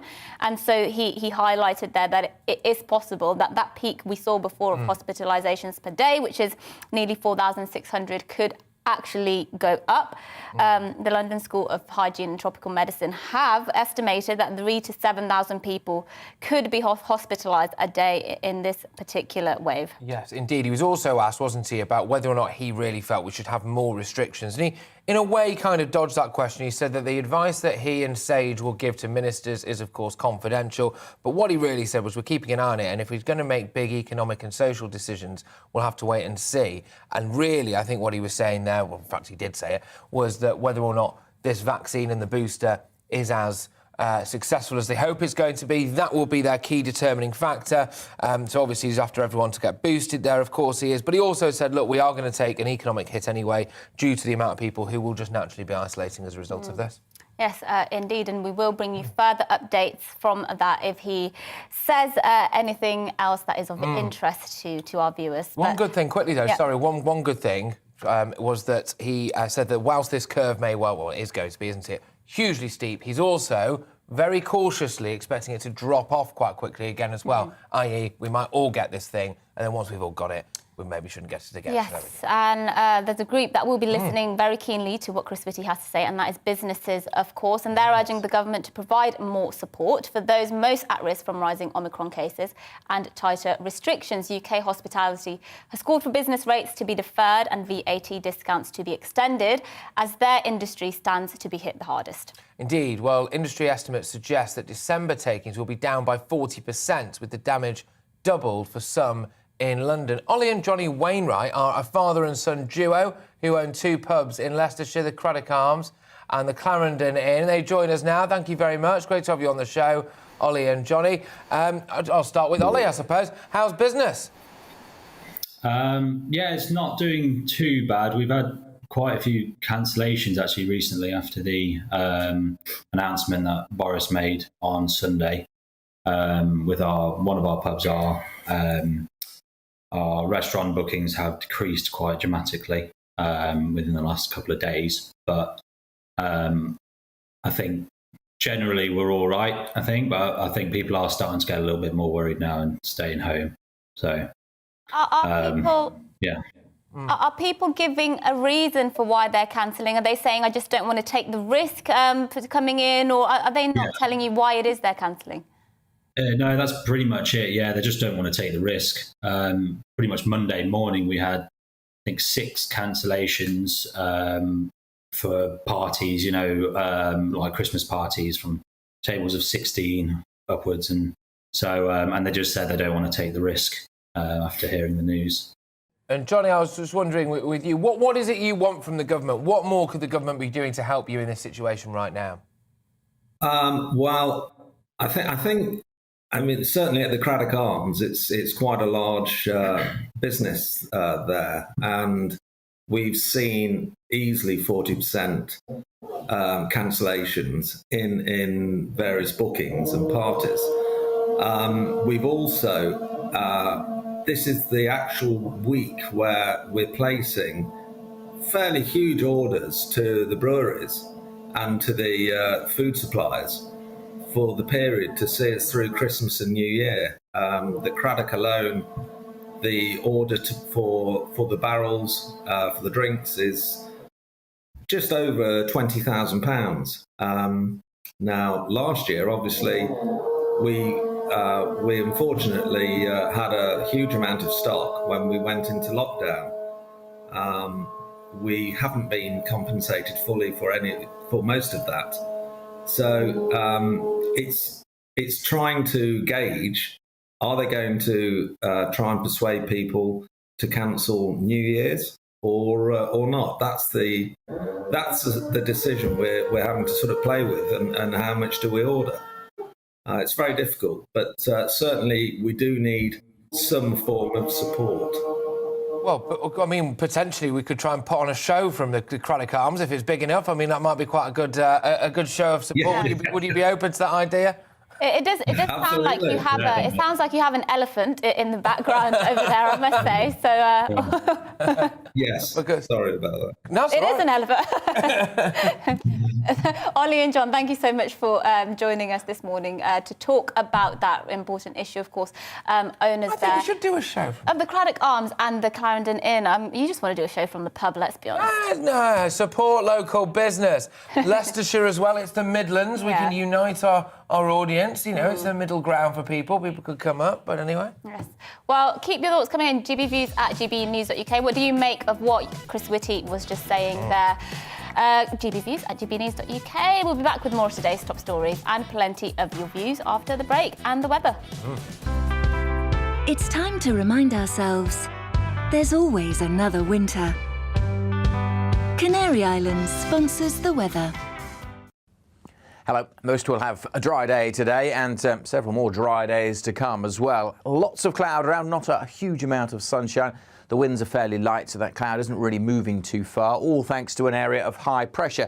There is this weather front dangling across the far north of Scotland that will bring some rain at times to Shetland, so a bit damp and drizzly here, but otherwise, as I said, the vast majority dry. Quite a lot of cloud across Wales, southern England, but we do have some sunshine across eastern England, eastern parts of Scotland. We've had some morning fog as well, and that is taking a while to clear away. Mostly cloudy but dry across Northern Ireland too. Temperature-wise, well, generally still above average, well above across the south, 11-12 degrees Celsius, but it is going to turn colder over the next few days. Certainly tonight, under clear skies across the east, temperatures will fall away and we will see some thickening fog patches once more. Could be quite dense by the morning, the fog over parts of eastern England, so something to be aware of for Friday morning's commute. Some breaks in the cloud across West Wales and eastern Scotland, certainly allowing some pockets of frost. But generally where it stays cloudy, temperatures holding up at 6 or 7 Celsius. On to Friday, and again, dry and cloudy does kind of sum it up, but there will be some good spells of sunshine over northern Scotland. West Wales should be generally dry and bright, the north coast of Devon and Cornwall. Further east, pretty grey and dank, I suspect, across eastern England. Some of that fog likely to last all day, and if it does, well, we'll struggle to get to 7 or 8 Celsius. Generally, temperatures just a degree or so down on today's values. Through Friday evening, not a great deal of change. Again, where we've got some clear skies, temperatures will fall sharply and we could see some more fog patches forming. And that's how we go into the weekend, really. That high pressure we saw at the start is still with us. So a lot of dry weather, but a lot of cloudy weather, mist and fog getting thicker through the weekend, and also things turning colder. Canary Islands sponsors the weather. You're watching GB News live across the UK and the world on our digital stream. GB News is Britain's news channel. We are the UK's home of discussion and debate from all perspectives. We are here for you. Don't forget to join our YouTube community by clicking on that subscribe button.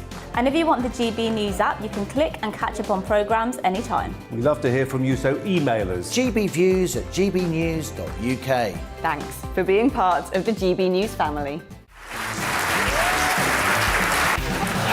My name is Andrew Doyle. Join me every Sunday evening at 7 p.m. for Free Speech Nation. This is a show where we address current affairs and news stories of the week with the help of two wonderful comedian panellists. I brought in comics because I want to give it a lighter edge, and also they work for less. See you there.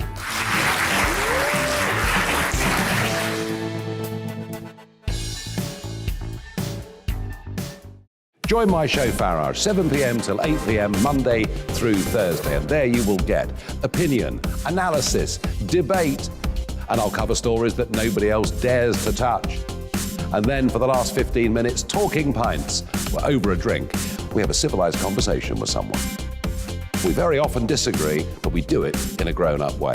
Come and join me on Farage.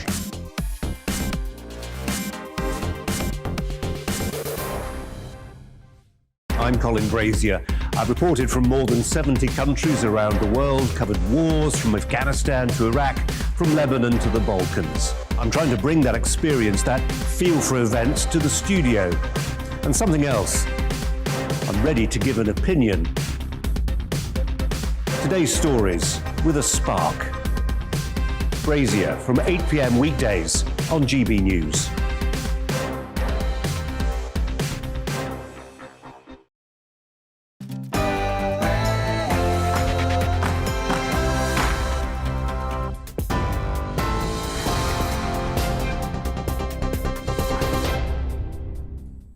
Good morning, I'm Tamsin Roberts. This is your news at 11 o'clock. British tourists and business travellers will be banned from entering France from Saturday due to the rise in the Omicron variant in the UK. The French government announced that only French nationals, their families and British citizens living in the country will be allowed then into the country there.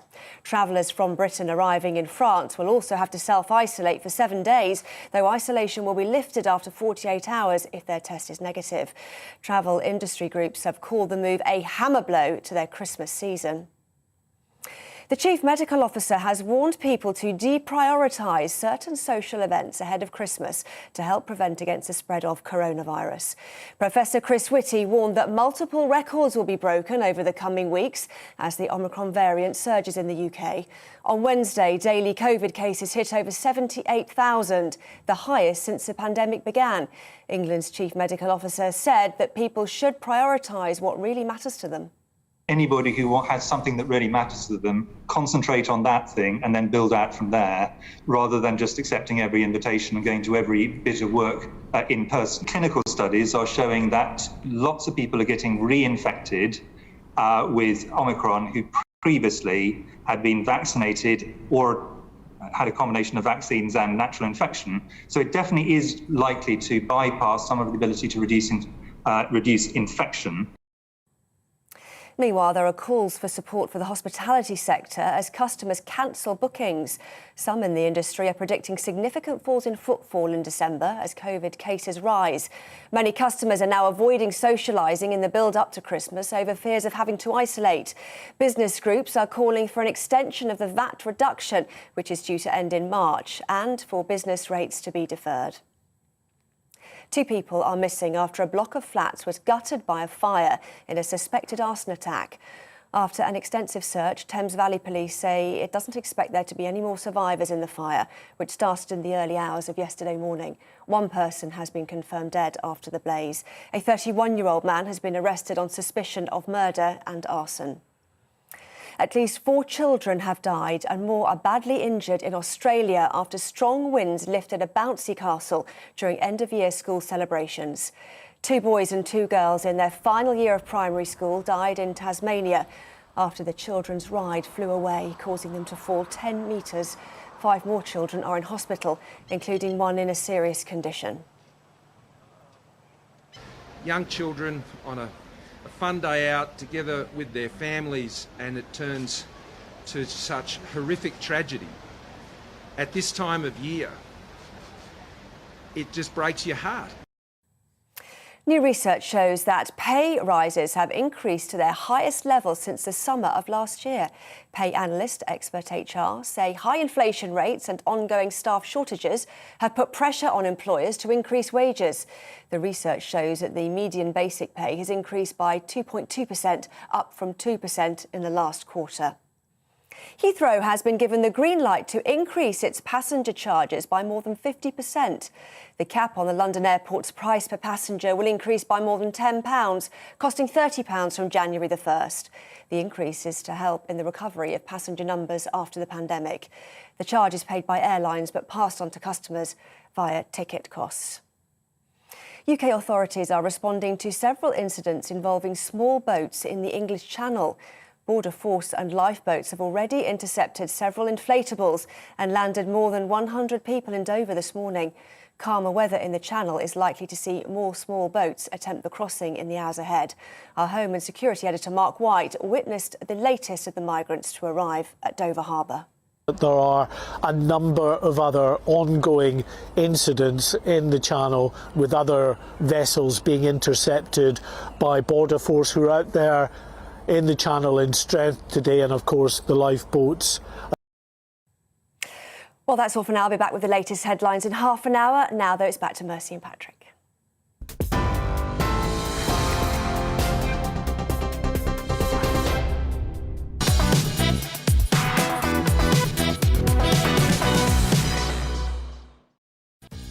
Good morning, you're watching To The Point on GB News with me, Mercy Maroki, and Patrick Christies, and we've got a final hour full of today's big stories and lots of discussion as well on the issues you're talking about. So here's what's coming up.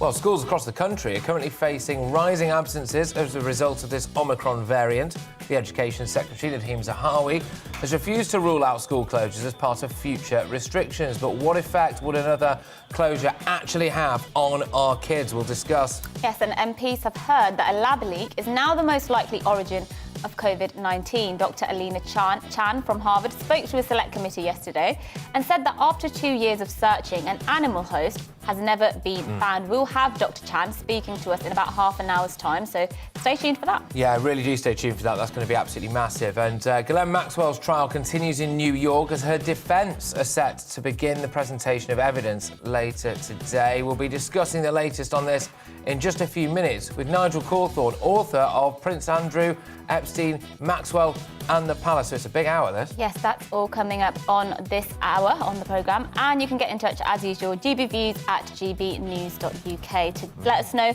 your opinions on the things we've been discussing this morning. But for now, let's go back to Dover, as we were earlier, to GB News' Home and Security Editor Mark White, who joins us now. Mark, good morning. We've heard this morning that France is set to ban non-essential travel from the UK on Saturday. So let's just start with that and then move on to what you've been seeing there in the Channel this morning. Yeah, I mean, we could be heading for more chaos, anger and confusion here in the likes of Dover. I was here actually last December when France imposed a sort of border blockade or closed its borders to UK traffic, all traffic including freight vehicles, and that caused absolute chaos for a number of days. In fact, where we are, we can just show you to the side. We're in a lorry park just next to the harbour where the migrant boats come ashore as well. Now, everything is running smoothly today, but it doesn't take much for these lorries to start queuing up. In fact, when I came down here yesterday, they were queued along that sort of main road into Dover. And when I was here, as I say, around about this time last December, there were thousands of lorries, 4,000 in all, built up over a number of days. They had to open up the airport at Manston as a lorry park, but still, despite that, you had lorry drivers who were going for a number of days without proper access to water and to food, and clearly were very angry as the days went on when they were going nowhere at all, never mind anywhere fast. They were just going nowhere, and it took the best part of a week before things opened up again and they were allowed to resume their journey to France. Now, the Home Secretary, Priti Patel, has said this morning that she has had assurances from her French counterpart that there will be no restrictions on haulage vehicles, that the lorries will still be allowed to continue to access France. But it will be other vehicles, other sort of, tourists and business travellers who will not be allowed without good reason to get to France. So it's going to cause them a headache over the Christmas period. But in addition to that, of course, we are potentially going to see a knock-on effect for hauliers, because whatever the French government says now, we know that it's prone to changing its mind. It is indeed. Well, yeah, absolutely. But I mean, as well, France might have a problem with us getting in, but they don't seem to have too much of a problem with people getting out, do they? What is the latest state of play when it comes to the migrant crossings this morning? Well, in terms of the migrant crossings, they began at 10:30 last night, the first boats kicking off from the beaches on northwestern France. The first of those small boats was intercepted, first of all, by a French escort, that small boat, into UK waters, where it was then met by the Dover lifeboat, and those on board, about 40 odd, were taken to Dover Harbour here about 3 a.m. And that Dover lifeboat has been back out. Border Force have been back out in force again this morning. Last hour when you came to me, the Border Force vessel Hurricane, a catamaran, was here behind me just offloading and sending boats up the gangway. In fact, if it's not too much, and it will be, I apologise, a bit of a swing round here, I want to show you the small boat up there, a black inflatable boat. That was the boat that the migrants were on, that the Border Force vessel Hurricane had towed in. So they were taken off, and there was at least 40 people taken off Hurricane. So you can see just how crammed that vessel was. And the National Crime Agency have put out a warning as well that a lot of these boats have no commercial purpose, but they are being custom built in order for the people smuggling operations. The organised criminal gangs are getting these boats custom built, but they are very flimsy in nature, and when you pack 40 odd people, sometimes more than 60, on a boat like that, then the inevitable disaster that unfolded last month is going to happen. And that's exactly what happened last month. It was a vessel just like this, slightly larger actually, that just appears to have given way at the seams and started deflating, throwing everybody into the water. I should say we're expecting the Border Force cutter Searcher to come in. It's picked up another group of migrants. It is at the entrance to the port of Dover at the moment, and within the next 2 or 3 minutes is expected here to start unloading yet more migrants. This is another day of significant migrant activity in the Channel, and the reason for that is that conditions are very calm out in the Channel at the moment. We've had about 10 days of pretty atrocious weather where no small boats have been able to make it across. But now that weather conditions have improved, there's a window of about 2 or 3 days, we're expecting a lot of migrant activity, and that's been borne out with a number of incidents. We're just hearing about another small boat that's landed on the beach at Dungeness further down the coast. So all happening today, a number of incidents as we speak. Well, Mark, thank you so much for bringing us that update, and I'm sure you'll stick there and bring us any other further updates on that issue throughout the day. He was bringing us earlier those scenes of people being unloaded from one of those boats, a few dozen people at the time that was. So clearly still a big problem, both for the British government and the French government as well. But let's move away from that now, because Patrick is about to give you his views on the COVID-19 virus likely being leaked from a Chinese lab.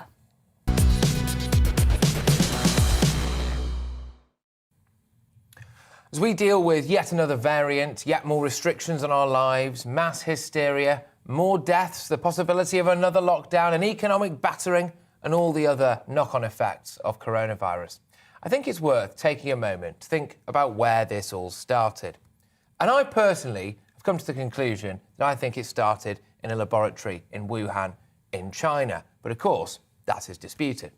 And not only that, scientist Dr. Alina Chan told the Science and Technology Select Committee that it is reasonable to believe that COVID was genetically engineered in China.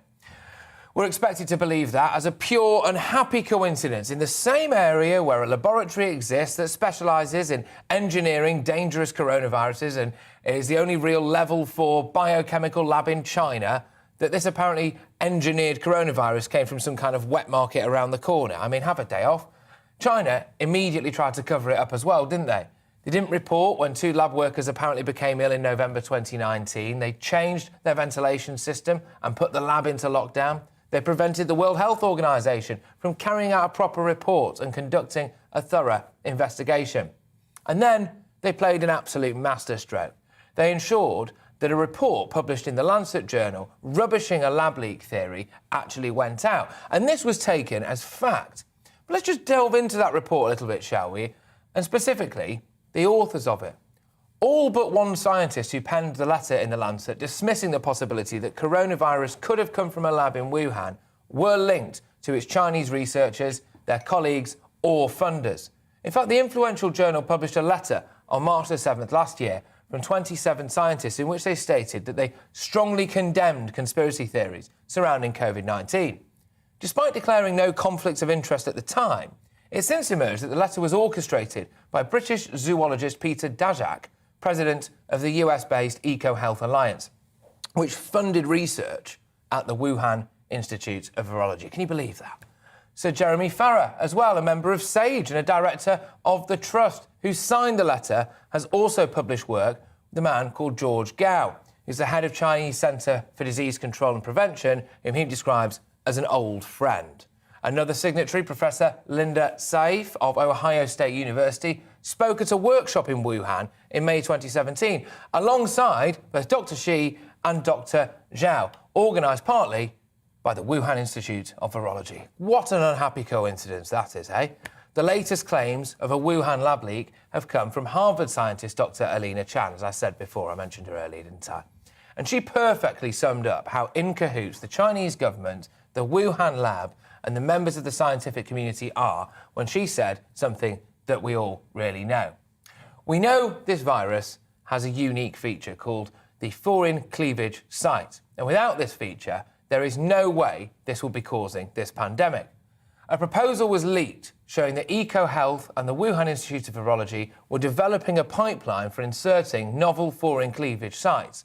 So you find these scientists, this is what she said, who said in early 2018, I'm going to put horns on horses, and at the end of 2019, a unicorn turns up in Wuhan City. Fantastically put, that, isn't it? She's certainly not the first to suggest a lab leak, by the way. David Asher, who led a task force investigating the origins of COVID, said evidence pointed to a leak from a biological weapons programme at the Wuhan Institute of Virology a little while ago. Look at all of that evidence that I've just outlined there, you know? Does it come as a massive shock to anyone, really, that this may have come from a lab in Wuhan? No, it doesn't, does it? Look, I'll say it. I think it is the China virus. It is the Wuhan flu. And I think China needs to pay for this. Perhaps we were willing to overlook China's total subversion of political freedoms. Perhaps we were willing to overlook the genocide of the Uyghur Muslims, what's happening in Hong Kong, the threat to Taiwan. Are we really going to look the other way when it starts to look overwhelmingly like we're dealing with a potentially man-made virus that has brought the global economy to its knees and killed countless people?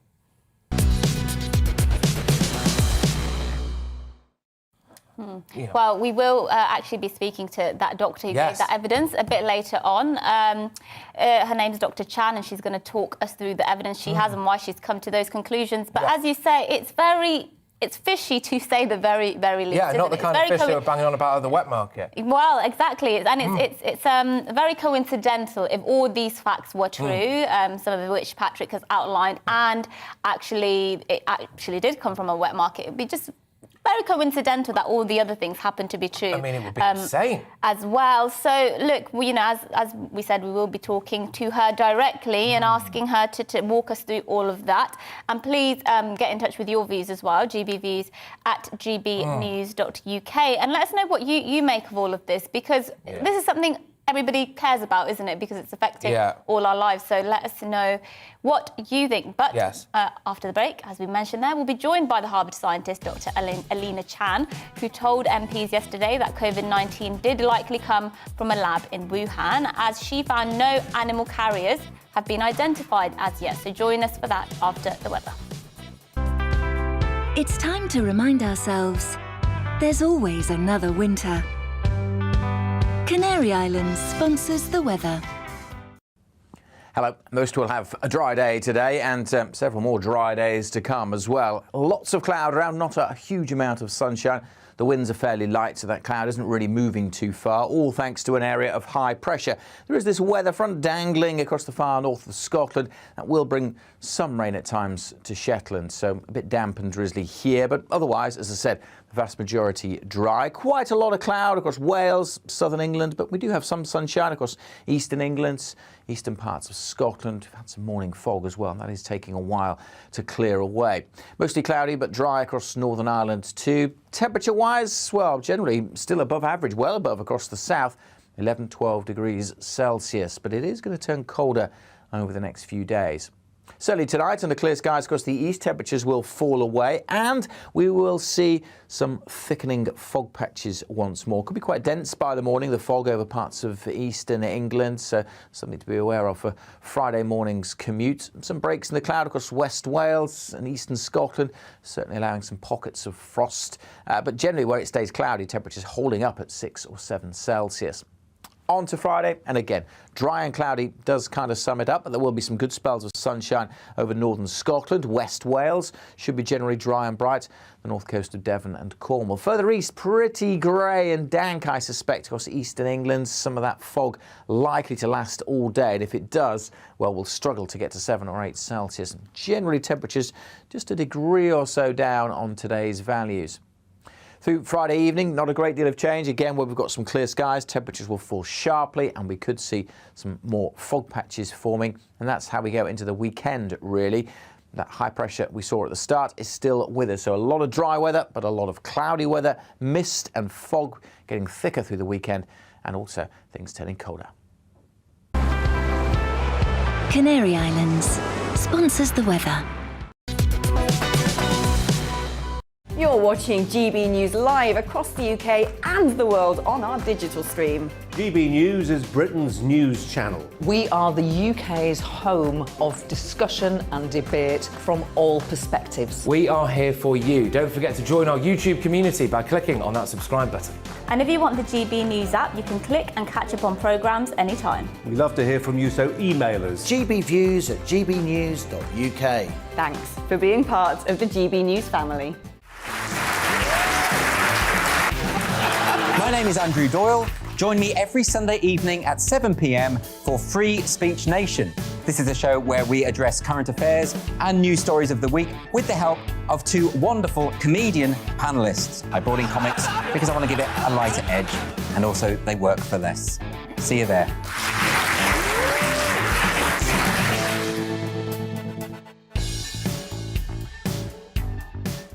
Join my show Farage, 7 p.m. till 8 p.m. Monday through Thursday, and there you will get opinion, analysis, debate, and I'll cover stories that nobody else dares to touch. And then for the last 15 minutes, talking pints. We're over a drink. We have a civilized conversation with someone. We very often disagree, but we do it in a grown-up way. Come and join me on Farage.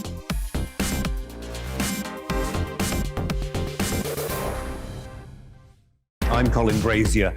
I I've reported from more than 70 countries around the world, covered wars from Afghanistan to Iraq, from Lebanon to the Balkans. I'm trying to bring that experience, that feel for events, to the studio.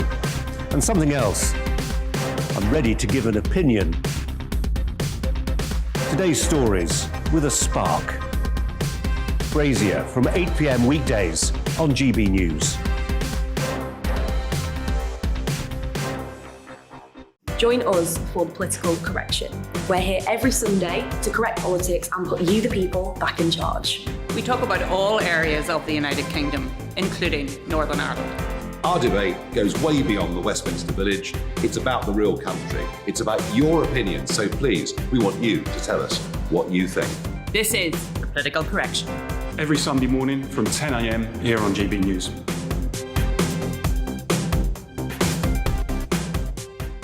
You're watching GB News live across the UK, the world, and our digital stream. GB News is Britain's news channel. We are the UK's home of discussion and debate from all perspectives. We're here for you. Don't forget to join our community by hitting the subscribe button. And download the GB News app so you can click and catch up on programmes anytime. We love to hear from you. Email us at gbviews@gbnews.uk. Thanks for being part of the GB News family.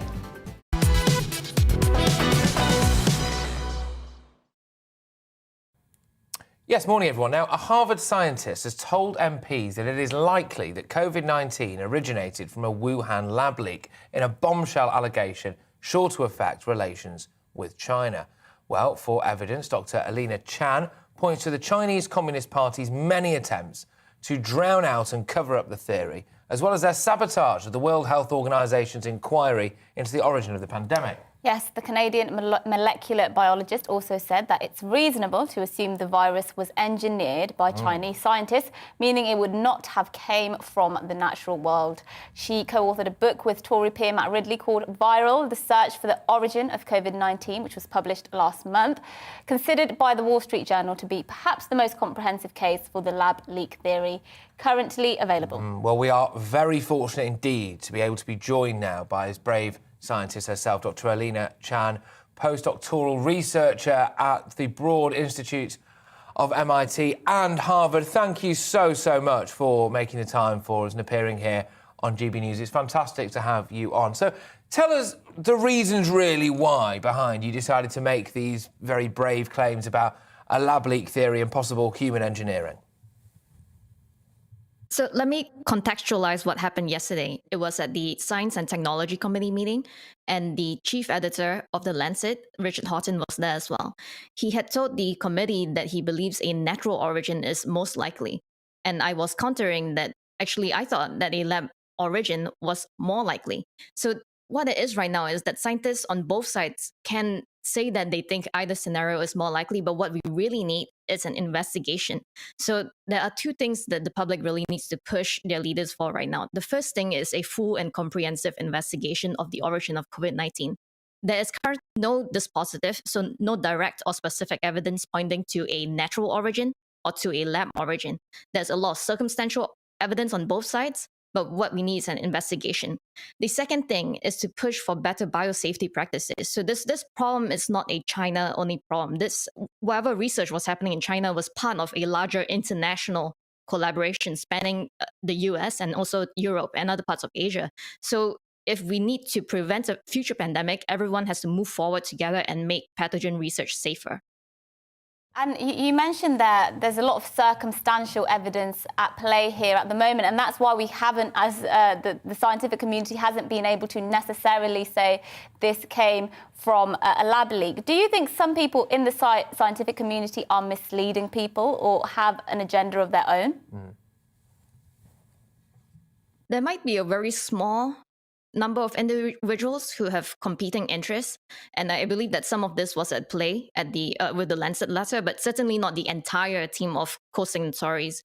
So it is unfortunate that the president of the EcoHealth Alliance, Dr. Peter Daszak, organized that letter and used some wording that had a silencing effect on the rest of the scientific community. So he said that in that letter, they would condemn all conspiracy theories suggesting that this virus did not have a natural origin.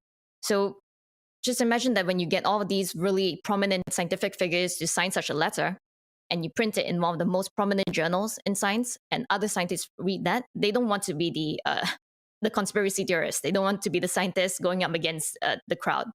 Okay, and the big question there then is, why would they do that? That's the big question for me. Why would they do it unless they were trying to cover something up?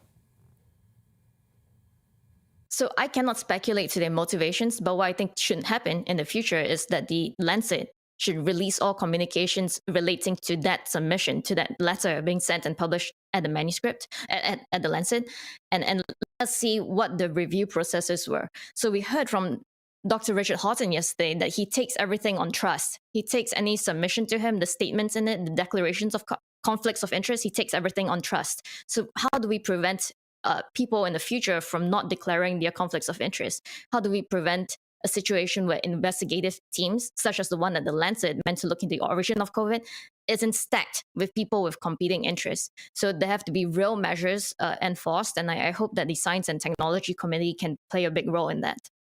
And you've alluded to a culture of censorship, particularly after you published this book with Matt Ridley called The Viral, The Search for the Origin of COVID-19. You even said you considered changing your name and had received death threats. Just talk to us a bit about that culture of censorship around towards people who are trying to actually get to the truth.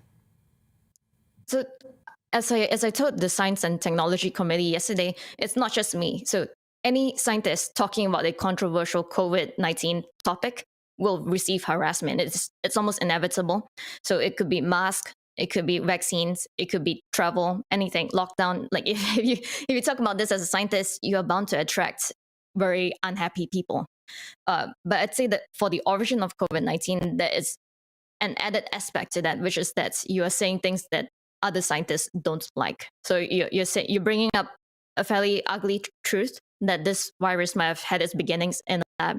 And what that means is that if that's true, if we find with greater confidence that this virus did come from a lab in China as part of an international collaboration, that means that people everywhere, not just in China, scientists everywhere will have to start being much more cautious and transparent with their research. It means more regulations, more oversight, and possibly some funding cuts. So when we wrote this book, we didn't anticipate that it would please many virologists or people working in infectious diseases, because it's a criticism of how their field has not been very transparent or safe in their research. Is there a risk that this has gone so far now when it comes to things like lockdowns being a good idea, mask wearing, etc., the fact that this didn't come, in their view, a lot of them, from a lab in China, that actually it would be so damaging to the vast majority of the scientific community's reputations now that we may never know the truth on this stuff? I'm fairly optimistic because we've seen from previous instances of cover-ups relating to outbreaks that it's just a matter of time. So somewhere someone knows how this happened. And right now it's just not safe for them to come out and go on CNN or go on any news channel, local news channel, and say that I have evidence. They can't do that right now. So it could be a matter of 5 years or 50 years from now, but I believe there's information. I also think that there's sufficient evidence right now scattered around the world that needs to be collected systematically by a credible investigative team. So an international investigative team. And I'm not talking about the one from the WHO, from the World Health Organization. So if you go around interviewing the people who received... Sorry to interrupt. It's just I thought it was a really key point that you made just there, which was about, you said it has to be investigated by a credible team, not the WHO, not the World Health Organization. Are they not credible? So I think we've seen from the first round of their investigation, well, they don't even call it an investigation, they call it a joint study with China.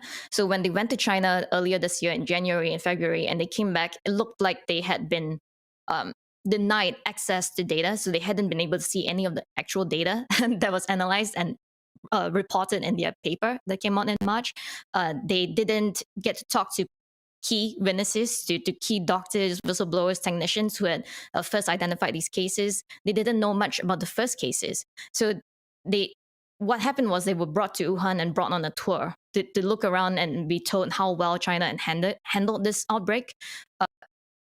their processes of determining which origin scenarios were likely or not were, in my opinion, not very scientific. So the basic of what happened is that they would be in a room, and so particularly with the Wuhan Institute of Virology, they went to visit. They were shown the top BSL-4 biosafety level lab, even though all of the coronavirus work had been done at very low biosafety levels 2 and 3. And then they asked the scientists, did you leak this virus from your lab? And the scientists said, no, we checked ourselves very carefully. We didn't leak it from our lab. And then they voted around the room with Chinese government minders in the room. So imagine all of these foreign scientists as well as the Wuhan scientists having to vote in front of Chinese government minders. That's not a scientific process. There was no analysis of data, no external audit. So I think that we should learn from that in the future. That should never happen again. even if it's not an investigation, even if it's just a future joint study, that should not be the approach of how we gather information and evaluate how this virus might have started. Well, Dr. Alina Chan, it's been really enlightening talking to you. Thank you so much for being brave enough, actually, to actually talk about all of this. I know it's quite dangerous for you and you have received death threats. So, again, we do thank you for being open and honest with us this morning. Yeah, massive thank you. Massive thank you. Gosh, I thought it was fascinating. Yeah, absolutely. And it's very damning, the evidence she has there, incredibly damning, especially towards the World Health Organization, which is supposed to protect the world's health, and obviously not doing a very good job, according to Dr. Chan. But moving away from that, after the break, we will bring you the latest on Ghislaine Maxwell's trial in New York City as her defence launches its case. But first, let's give you the news with Tamsin.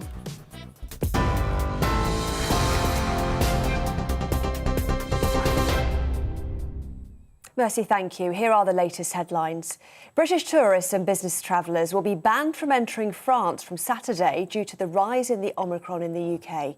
The French government announced that only French nationals, their families and British citizens living in the country will be allowed in. Those that can enter will also have to self-isolate for 7 days, but isolation will be lifted after 48 hours if their test is negative. Travel industry groups have called the move a hammer blow to their Christmas season.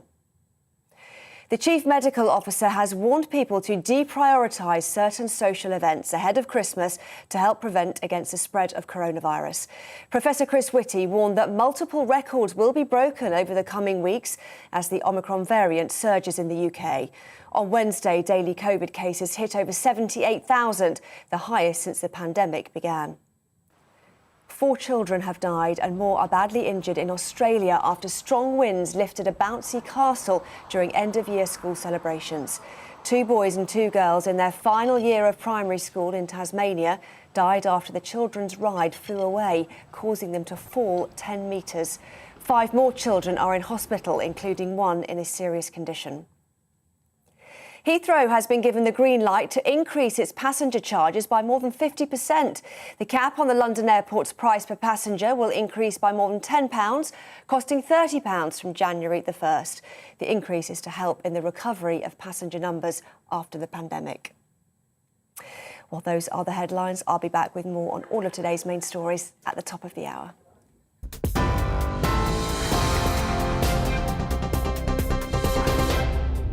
You're watching GB News live across the UK and the world on our digital stream. GB News is Britain's news channel. We are the UK's home of discussion and debate from all perspectives. We are here for you. Don't forget to join our YouTube community by clicking on that subscribe button. And if you want the GB News app, you can click and catch up on programmes anytime. We love to hear from you, so email us. gbviews@gbnews.uk. Thanks for being part of the GB News family. My name is Andrew Doyle. Join me every Sunday evening at 7 p.m. for Free Speech Nation. This is a show where we address current affairs and news stories of the week with the help of 2 wonderful comedian panellists. I brought in comics because I want to give it a lighter edge, and also they work for less. See you there.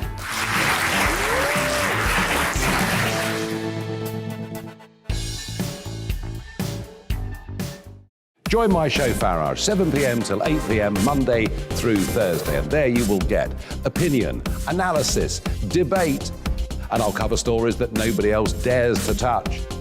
And then for the last 15 minutes, talking pints over a drink we have a civilised conversation with someone. We very often disagree, but we do it in a grown-up way. Come and join me on Farage.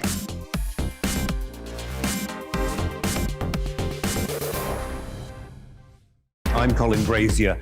I've reported from more than 70 countries around the world, covered wars from Afghanistan to Iraq, from Lebanon to the Balkans. I'm trying to bring that experience, that feel for events, to the studio. And something else. I'm ready to give an opinion. Today's stories with a spark. Brazier from 8 p.m. weekdays on GB News.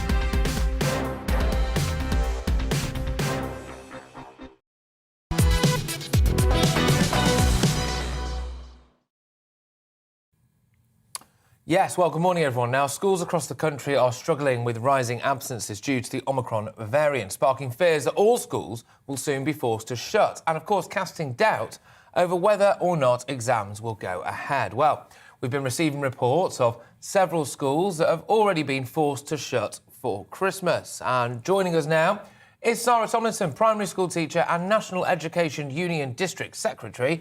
Sarah, thank you very much for being on the show. And I'm just wondering if you could tell us... There she is, finally. Oh, good. I thought we'd lost you there. Yeah. Tell us how you think this is going to pan out. Do you actually think that schools will close? It's very difficult to tell. We do not want schools to close, but we are really struggling to manage with the cases at the numbers that they're at. And we're also really disappointed that the government didn't mention education. There wasn't a plan for education. So I think schools and head teachers are struggling to know what the best thing to do is. Yeah, and tell us about those numbers that you mentioned there. What kinds of figures have you seen so far in terms of children being off with COVID in general and suspected Omicron cases? I've only seen a few reports of schools having to close, but I'm seeing lots of people that have staff and pupils off in their schools, in their classes, and people come to me for advice, and it's really hard to keep up with the latest advice of isolation and so forth. So it is a bit of a mess, I will admit. Yeah, I reported on a story yesterday, actually, that some schools are reporting absences of up to 25%. Now, that made me think that maybe it would be easier for some schools to close so they could standardise learning, because that way, then, if you know everybody's online or everybody's being taught in the same way, but I don't know, do you think that could be the thing that tips it over the edge? They just have so many people absent that they go, right, look, screw this, we're all going to do it from home.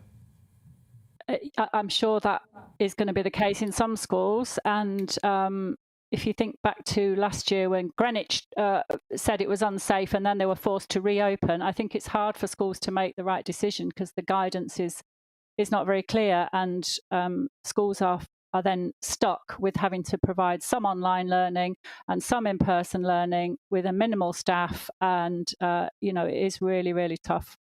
Yeah, and I do wonder, though, what do you make of the arguments that some people will say, which is, look, children are not massively affected by the coronavirus at all. Omicron, so far, thankfully, touch wood, all we know is that it looks to be potentially milder, even if it is more transmissible, so fingers crossed that proves to be the case. And then actually, hang on a minute, if the parents are double jabbed, triple jabbed, why do we have to keep the kids off school? They're going to get it anyway, aren't they? I think because you can not suffer from it, but you can still transmit it to your vulnerable family members. So, people who have elderly relatives and they're going to see them over Christmas, I think that is a massive concern. And certainly my daughter's just tested positive. She had it last year, and so this is her second time. I think people are worried that they've been vaccinated, they've already had COVID, but they seem to be getting it again, which, is a whole different kind of worry. we'll wait and see what will happen over the winter, of course, and as schools are supposed to open in January, let's hope that they very much do. Thank you, Sarah Tomlinson, primary school teacher and National Education Union District Secretary. They're speaking to us. Now, Ghislaine Maxwell's lawyers will later today begin her defence in New York. The prosecution rested their case earlier this week. Now, due to the notoriety of this case, the defence has requested that witnesses are able to testify anonymously. The 59-year-old socialite is on trial for her alleged involvement in Jeffrey Epstein's sexual abuse of teen girls. She was arrested at a luxury New Hampshire estate in July 2020, and Maxwell maintains that she is innocent and denies any wrongdoing. Well, Nigel Cawthorne, author of Ghislaine Maxwell, The Fall of the World's Most Notorious Socialite, joins us now. Thank you very, very much. Nigel, legal teams have asked the judges, obviously, to allow the witnesses to testify anonymously. What do you make of that? Well, this is very strange, very unusual, because normally witnesses are granted anonymity if they're underage or in sexual abuse cases, if they are the alleged sufferer. So this is very rare. Apparently, there are various people who don't want their name associated with Ghislaine Maxwell because of her notoriety now, which begs the question, what good can they be to the defence? And what is the defence going to be? What are they going to say or expected to say, in your view, about why Ghislaine Maxwell is not guilty of the crimes she's accused of?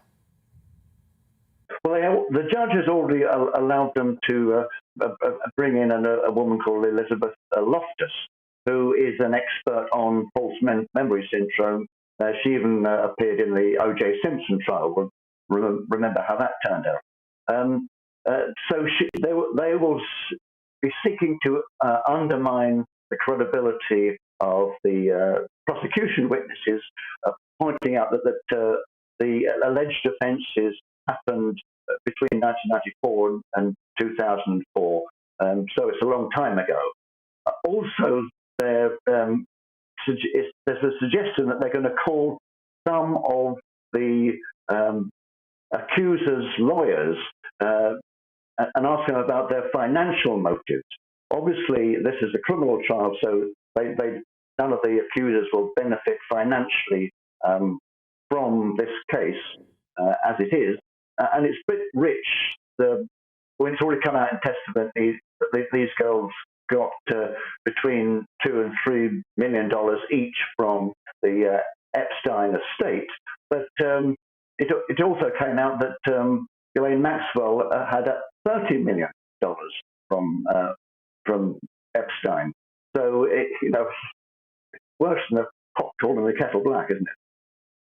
And you've written, of course, on Ghislaine Maxwell and indeed on the fall of the world's most notorious socialite, as your book's called.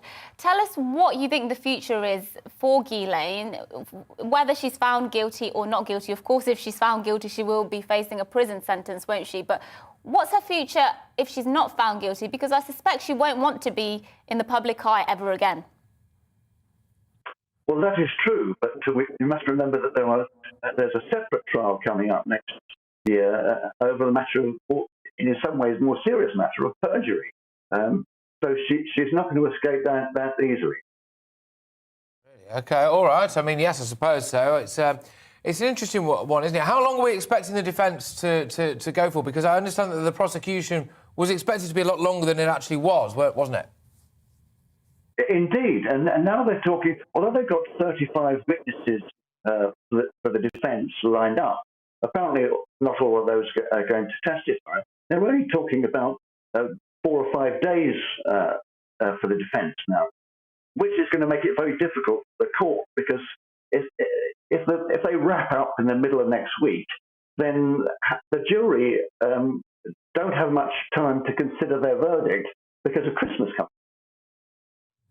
Just quickly, sorry, for some of our viewers there, just run us through this perjury trial again, because I think it's been lost a bit, hasn't it, actually, in all of this? Yes, there was when Virginia Roberts Giuffre first came out and made allegations along the same nature that we have in this trial, Ghislaine Maxwell called her a liar. So Virginia sued her, and in the depositions to the court, well, Ghislaine actually settled the case, but the allegation now is that in the depositions that Maxwell made in that trial, she committed perjury, she lied. Okay, well, we'll wait and see what happens, of course, and we hope to have you back very shortly as well to give us further updates on how the rest of the trial pans out. Nigel Cawthorne there, author of Ghislaine Maxwell, The Fall of the World's Most Notorious Socialite, and of course has been following the trial very closely. To the point, go-to Ghislaine Maxwell expert, isn't it? Yeah, We've well, cornered the market. So he should be. Absolutely. Well, look, so the government has launched a 3-month consultation on a sweeping overhaul of human rights law to expedite the deportation of foreign criminals. Now, one Portuguese national, Gilberto das Neves Jardim, whose name I've probably mispronounced, apologies for that, but anyway, wants to stay in England after calling it home for more than 17 years, despite, of course, breaking the law. Well, our Yorkshire and Humber reporter, Anna Riley, explains. Portuguese national Gilberto is set to be deported from his home in Leeds after serving 2 prison sentences and receiving 15 court convictions for crimes including theft, offences against the person and breach of harassment orders. But despite breaking the law multiple times, Gilberto is demanding to stay in the UK.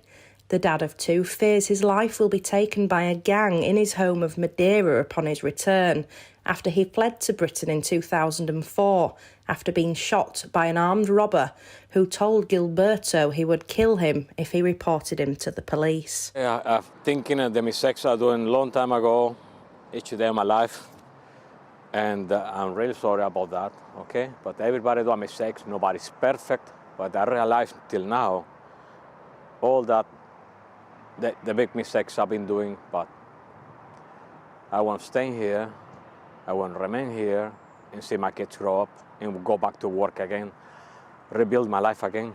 It's not happen again. I realize what I've been doing that time. It's not happen again. I belong to Armley. This is home. This is home where I live in here. Most of the time I just thinking to ending my life. It's no way to keep living like this. They just feel like subhuman, honestly. This don't have a name. There's no way to live like this in these conditions.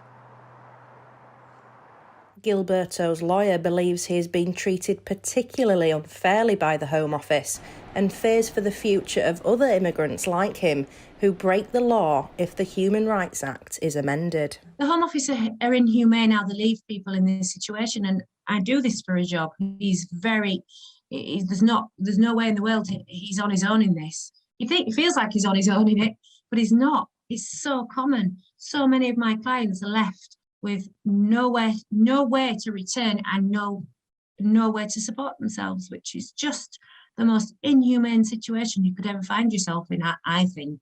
The easier the Home Office and Priti Patel make it to deport people, the harder it is for my job. So, you know, over the years, when Theresa May came in, she reformed immigration law massively. And it became harder and harder. Legal aid got taken away from a lot of cases. Legal aid got dramatically reduced for the cases that were there under legal aid. So that makes it, you know, solicitors, the profit making, aren't they? In general, they're only going to take on cases and help people if there's a profit in it for them, which means the cases where the legal aid is £100 fixed fee, solicitors don't want to take. So the easier it makes them, the harder it is for a solicitor to represent. Gilberto's appeals under the Human Rights Act to stay in the UK have been rejected, and now he waits for deportation back to Portugal. Anna Riley for GB News.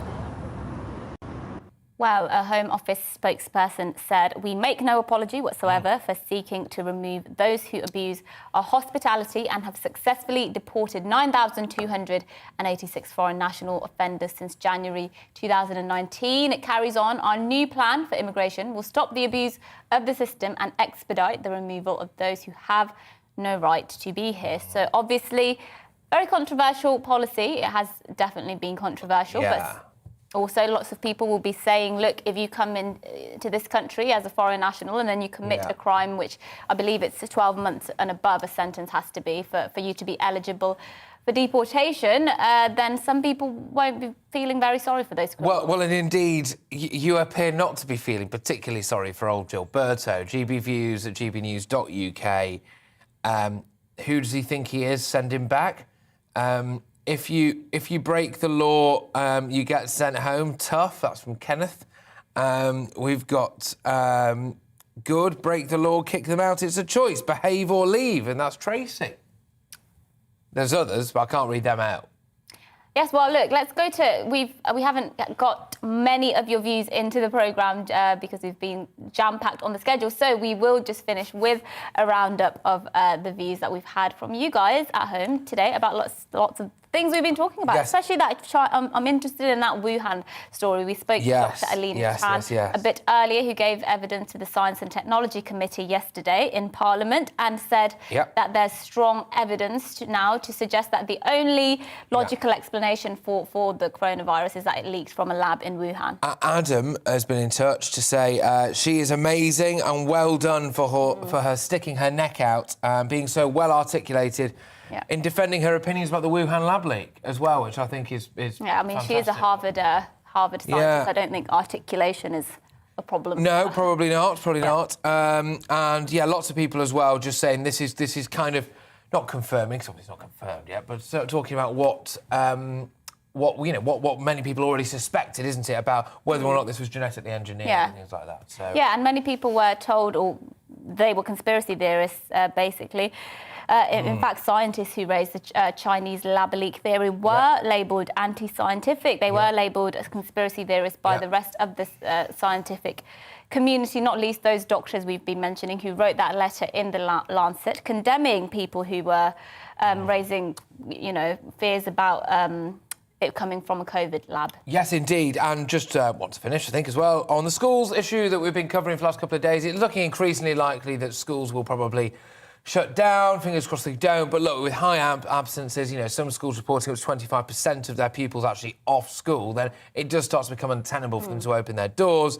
And we had a guest on before who was saying, we need a plan for schools, Well, Parker's been in touch. She says there is a plan for schools, and that is for them to stay open. And technically, that is the current plan for schools, isn't it? Well, yeah, we'll have to see. We heard from Chris Witty earlier, the Chief Medical Officer, and he said, look, this Omicron is going to have a very high peak, and we have to wait over the next couple of weeks to see how that develops, and he encouraged people to get their booster jab. So we will have to see what happens in the new term.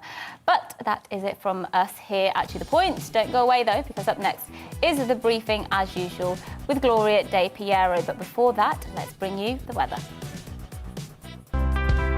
It's time to remind ourselves there's always another winter. Canary Islands sponsors the weather.